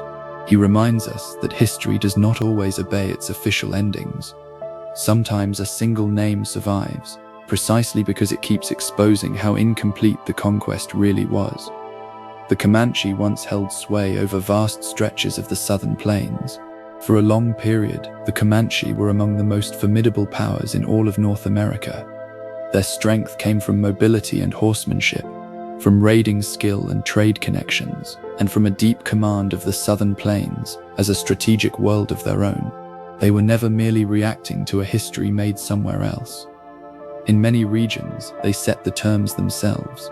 Settlers and merchants, rival native groups and governments, all had to reckon with Comanche power because it could control the routes and threaten the frontiers and tip the balance of force across enormous distances. That reality is important because it overturns the common image of native peoples as always and only under pressure. There were long times when the Comanche held the initiative and made others respond to them. Their world was dynamic, rich in horses, and deeply adapted to the possibilities of the plains. To understand the West properly, we have to remember that domination did not belong to the United States alone. Before the conquest tightened its grip, the Comanche had built a great power of their own. The Apache way of war relied upon mobility and local knowledge and endurance. The power of Apache resistance did not rest upon large, set-piece battles.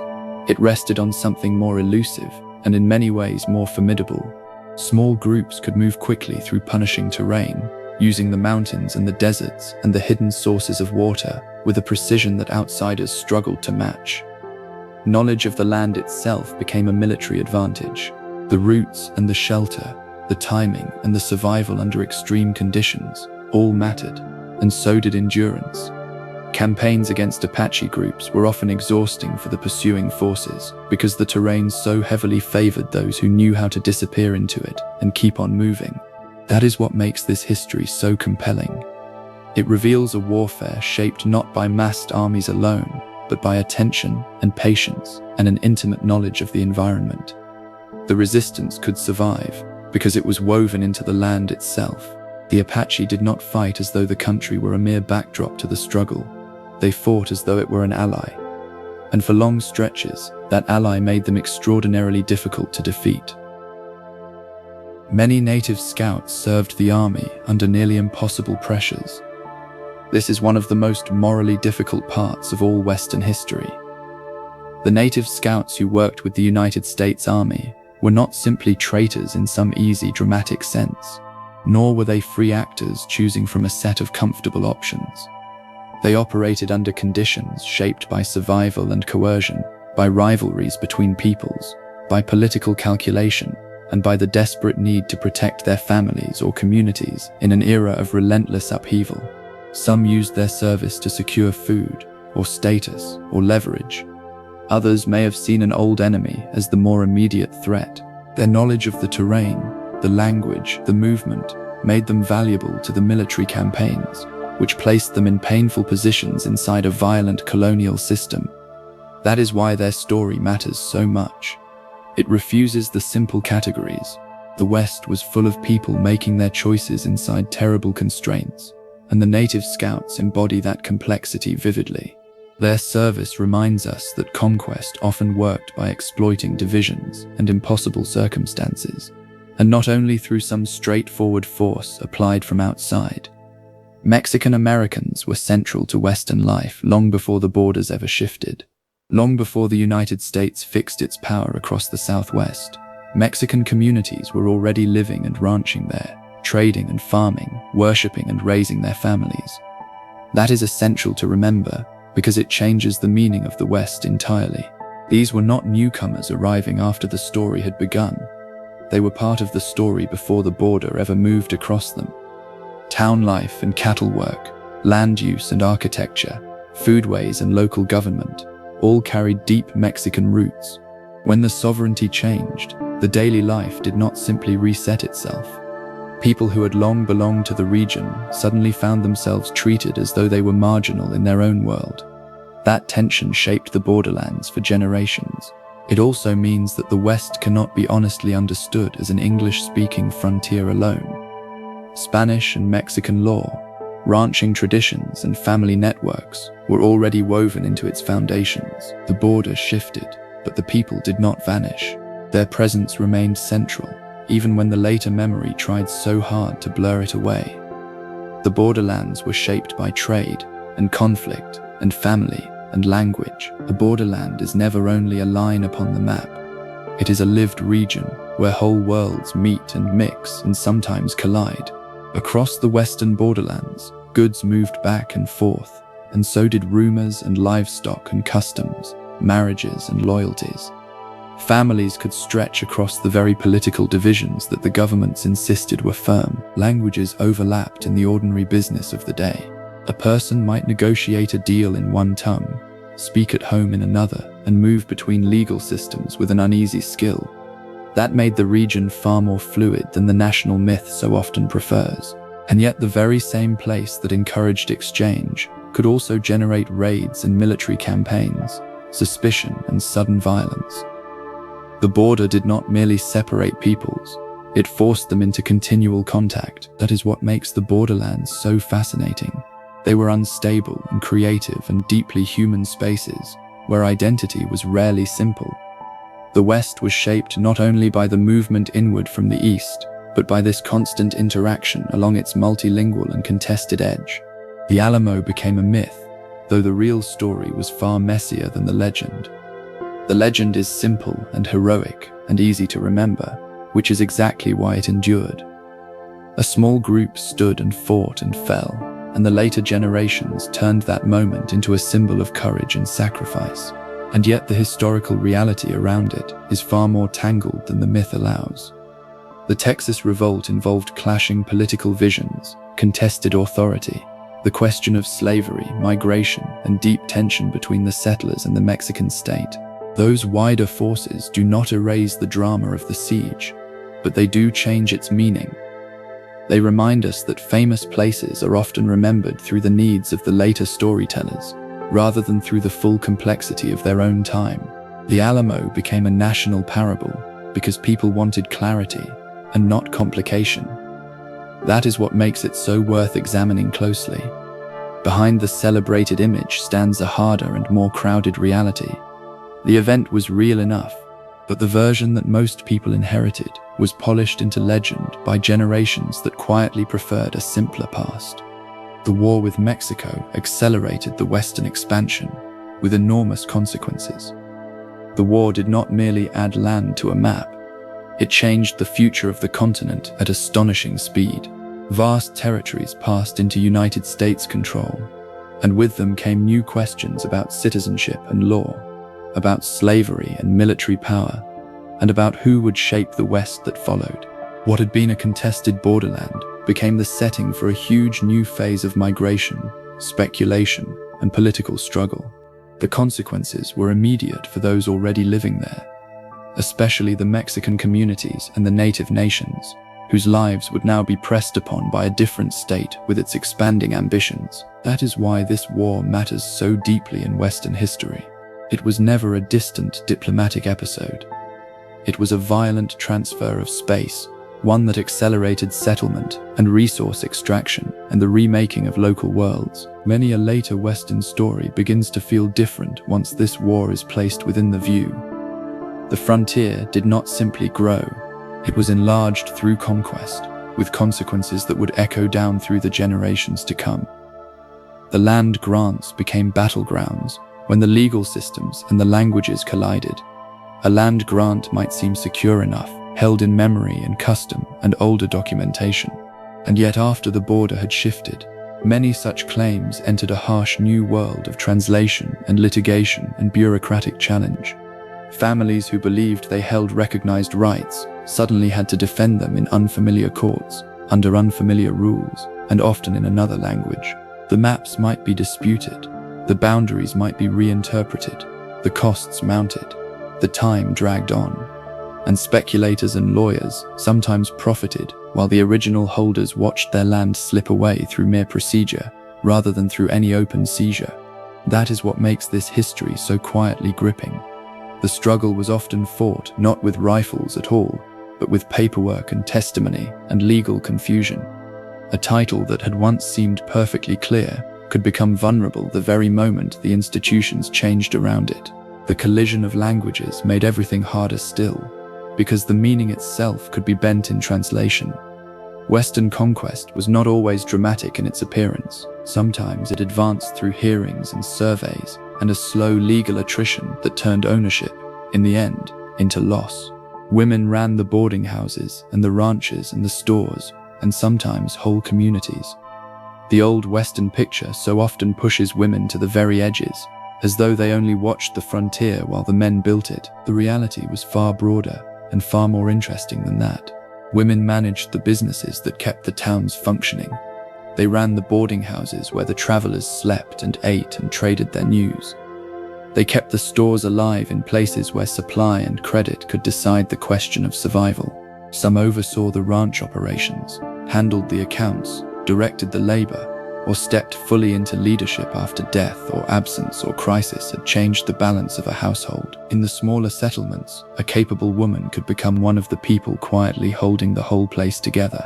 That matters, because it shows the West not merely as a theater of male action, but as a social world sustained by work that demanded judgment and endurance and authority. The frontier was too unstable to run on myth alone. The communities needed competent people, and women were so often those very people, even when the later stories preferred to remember only the gunfighter instead. Calamity Jane became famous through performance, quite as much as through reality. Her life was real enough, and yet her fame depended heavily upon how that life was told and retold and staged. She moved through the West in ways that gave the storytellers powerful material to work with. But the figure remembered today was shaped just as much by exaggeration and self-invention and the public appetite for a woman who seemed to defy the ordinary expectations. That is part of her fascination. She was not simply observed by the legend from a distance. She lived inside it, sometimes encouraging it, and sometimes being carried along by it. Audiences wanted a frontier authenticity with a theatrical edge, and she provided something close enough to satisfy them. The result was a reputation balanced somewhere between biography and performance. This makes her different from the figures who were mythologized only later at a remove. With her, the process was often already underway during her own life.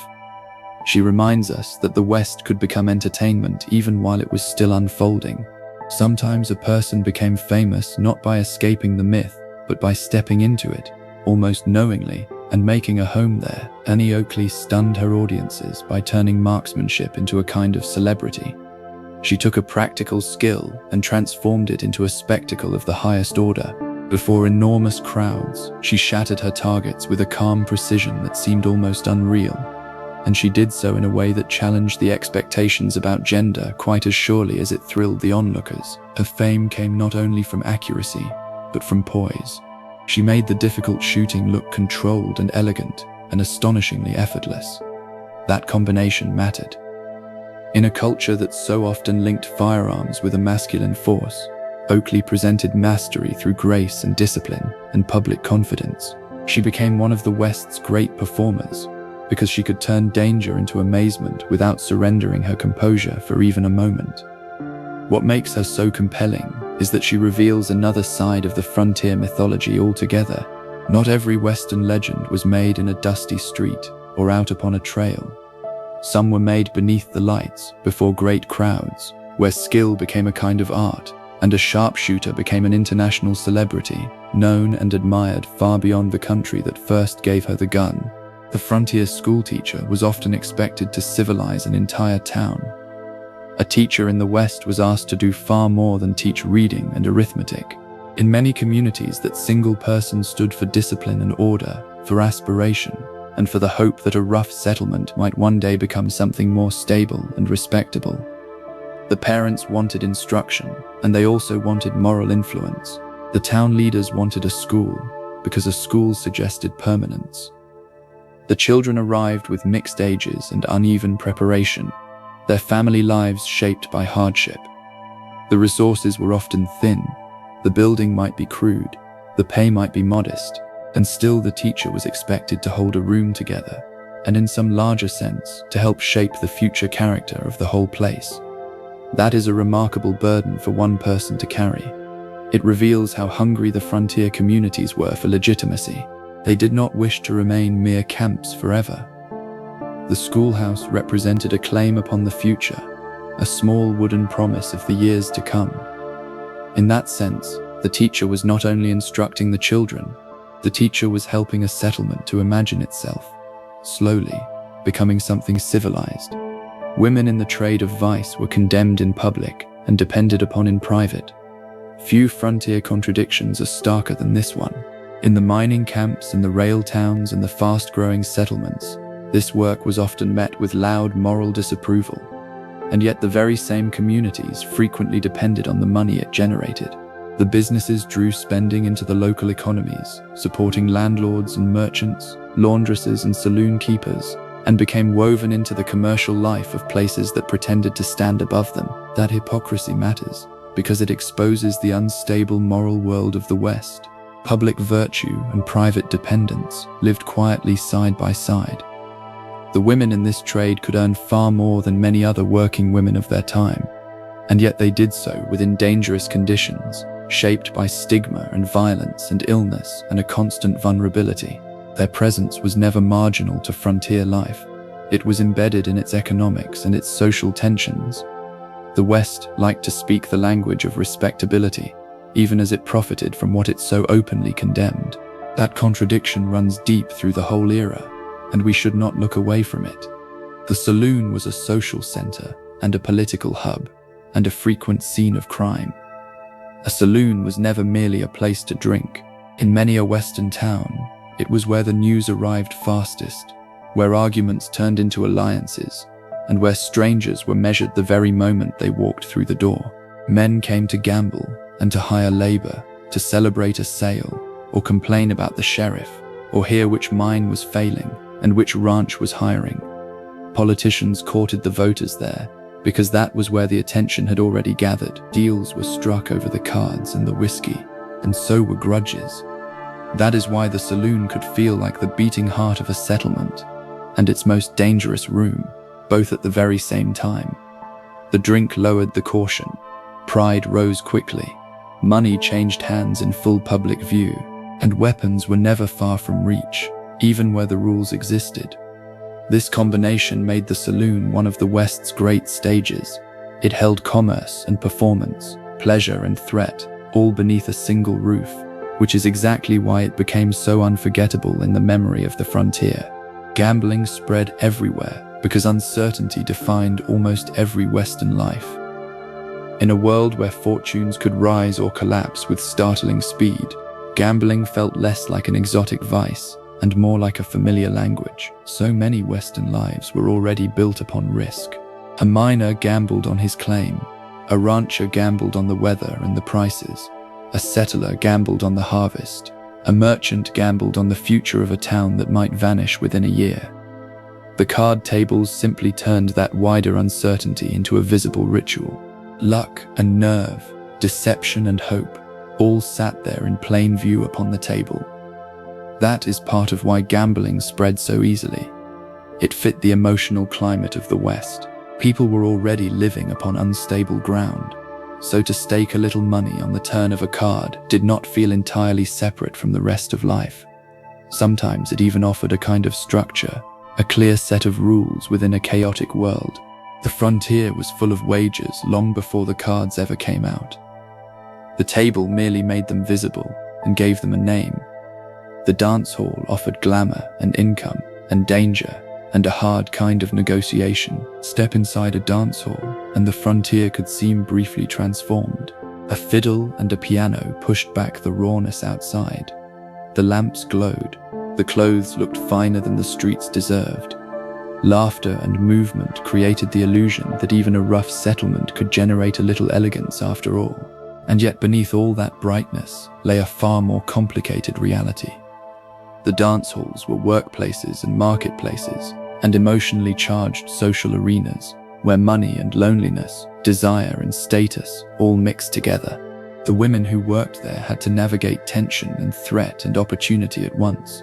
The men entered seeking amusement or companionship or prestige or the simple chance to forget how unstable life felt beyond the door. Every interaction carried its own negotiation. Who paid? Who approached? Who took offense? Who held the power in the room? That tension is what makes the dance halls so fascinating. They were never simply frivolous entertainment. They were places where frontier society acted itself out in a concentrated form, with beauty and danger moving side by side to the very same rhythm. The frontier doctor treated bullet wounds and cholera, childbirth and mining disasters alike. The range of suffering that such a person faced was extraordinary. A doctor in the West could be called to a gunshot wound in the morning, a difficult birth by the afternoon, and a camp stricken with disease before the night had fallen. In the mining country, the explosions and the crushed limbs and the collapsing shafts added still more urgency. In the isolated places, there might be no specialist to summon and very little equipment to rely upon. That meant a single physician had to improvise across a startling range of emergencies. With whatever skill and instruments and stamina were available, success could make such a person beloved. Failure could come despite every effort because the conditions were so often stacked cruelly against recovery. This is one of the most compelling parts of Western history. It reveals a heroism without any romance to it. The doctor was not a theatrical figure in a showdown. The doctor was someone riding out into the darkness, carrying a knowledge that might or might not prove to be enough. On the frontier, medicine so often meant confronting the whole spectrum of human vulnerability at once. An epidemic could strike a Western town far harder than any outlaw raid. The outlaws made the dramatic stories, but disease could do a far greater damage, and with far less warning. A town might defend itself against robbers with guns and locks and vigilance, and yet remain utterly helpless when cholera, or smallpox, or influenza arrived by way of a wagon train, a riverboat, a rail line, or a crowded camp. Disease moved silently at first, and then, quite suddenly, whole households were stricken. Businesses halted, fear spread, and the ordinary routines of life began to fail. The dead could outnumber anything a bandit gang might ever cause, and still the enemy remained invisible. That is what makes epidemic history so unsettling and so important to remember. It reminds us that the West was threatened not only by the violence between people, but by the very conditions of crowding and poor sanitation and weak medicine and constant movement. A booming town could discover, in a matter of days, just how fragile it truly was.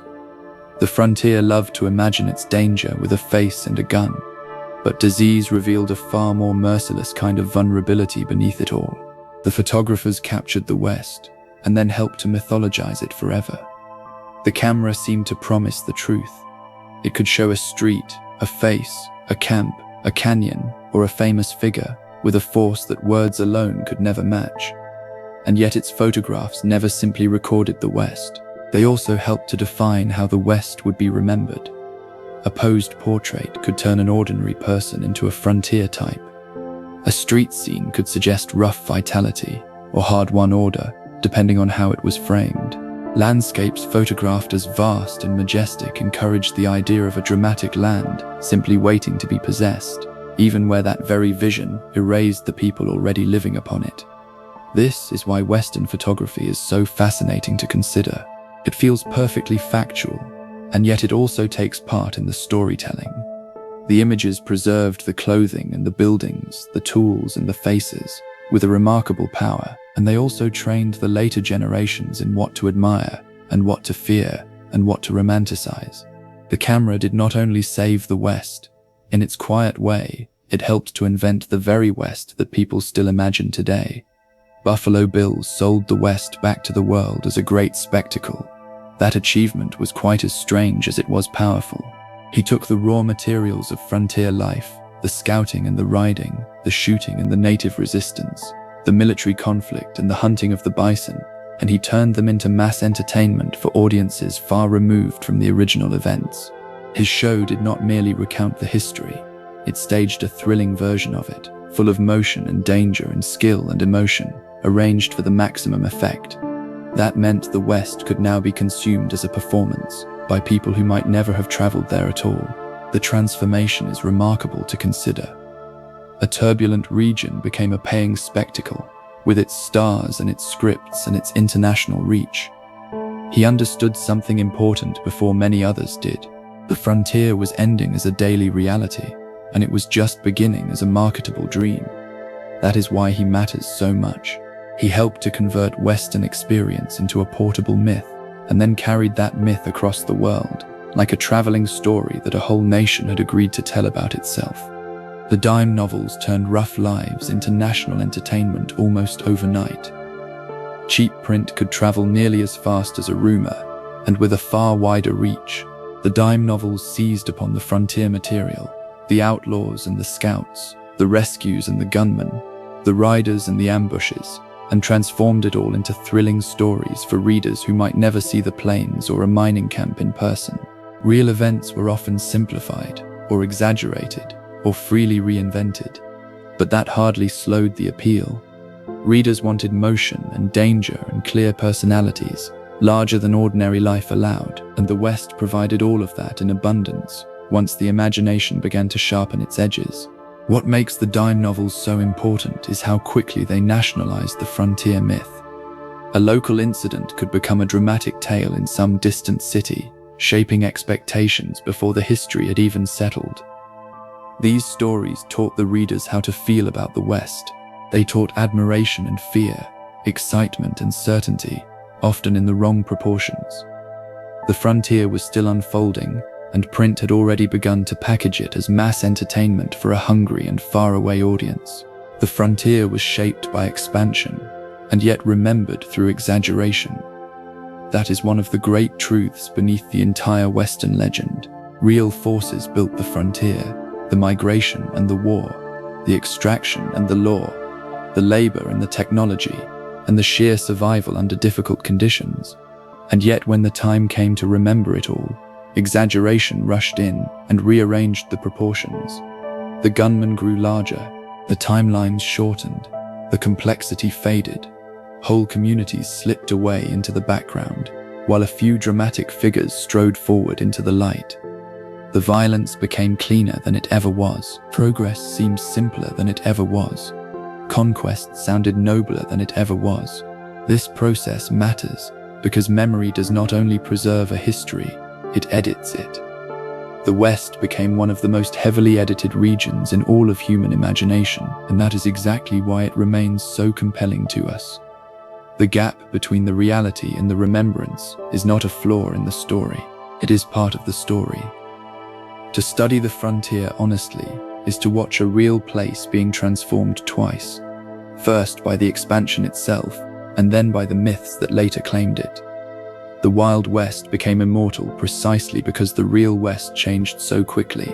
The things that vanish fast so often leave the deepest imprint behind them. The classic West did not endure for centuries in the form that the later generations imagined.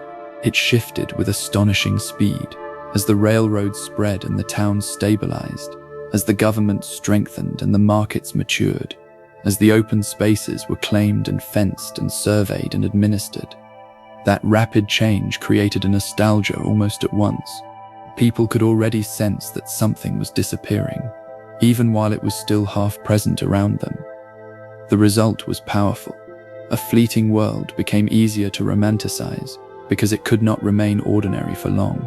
And once it had passed, the memory rushed in to preserve it, in sharper colors than the life had ever actually used. That is why the Wild West became so enduring in the imagination. It was not immortal because it lasted. It was immortal because it slipped away before it could ever become too familiar. The legend hardened in the very moment that the reality was dissolving, and a fast-changing frontier became, at last, a permanent dream. As we come to the end of our journey, the West begins to soften again around us. No longer a place of sharp edges and sudden danger, but a memory stretching out across the quiet plains and the fading trails. We have wandered through towns that rose in a rush and vanished just as quickly. We have followed the railroads that stitched the great distances together, and the fences that so quietly closed the open land. We have met the riders and the workers, the dreamers and the outlaws, each carrying their own small story out into a world that never once stood still for long. We have seen how hope could build a whole life in a single season, and how loss could unmake it just as swiftly. And now all of that begins to drift away. The murmur of the saloon fades into the distance. The rhythm of the hooves grows slow. The wide horizon that once promised everything now feels still and calm and very far away. If you enjoyed this slow journey, you can support the channel by liking, subscribing, or leaving a comment. It helps these bedtime journeys find the people who need them. And if you are still awake, there will be another story waiting for you on the screen, another trail to follow, another world to wander at your own gentle pace. But there is no need to reach for it now. Let your jaw unclench, let your shoulders drop, let the small weight of the whole long day slide gently off you and sink away into the dark.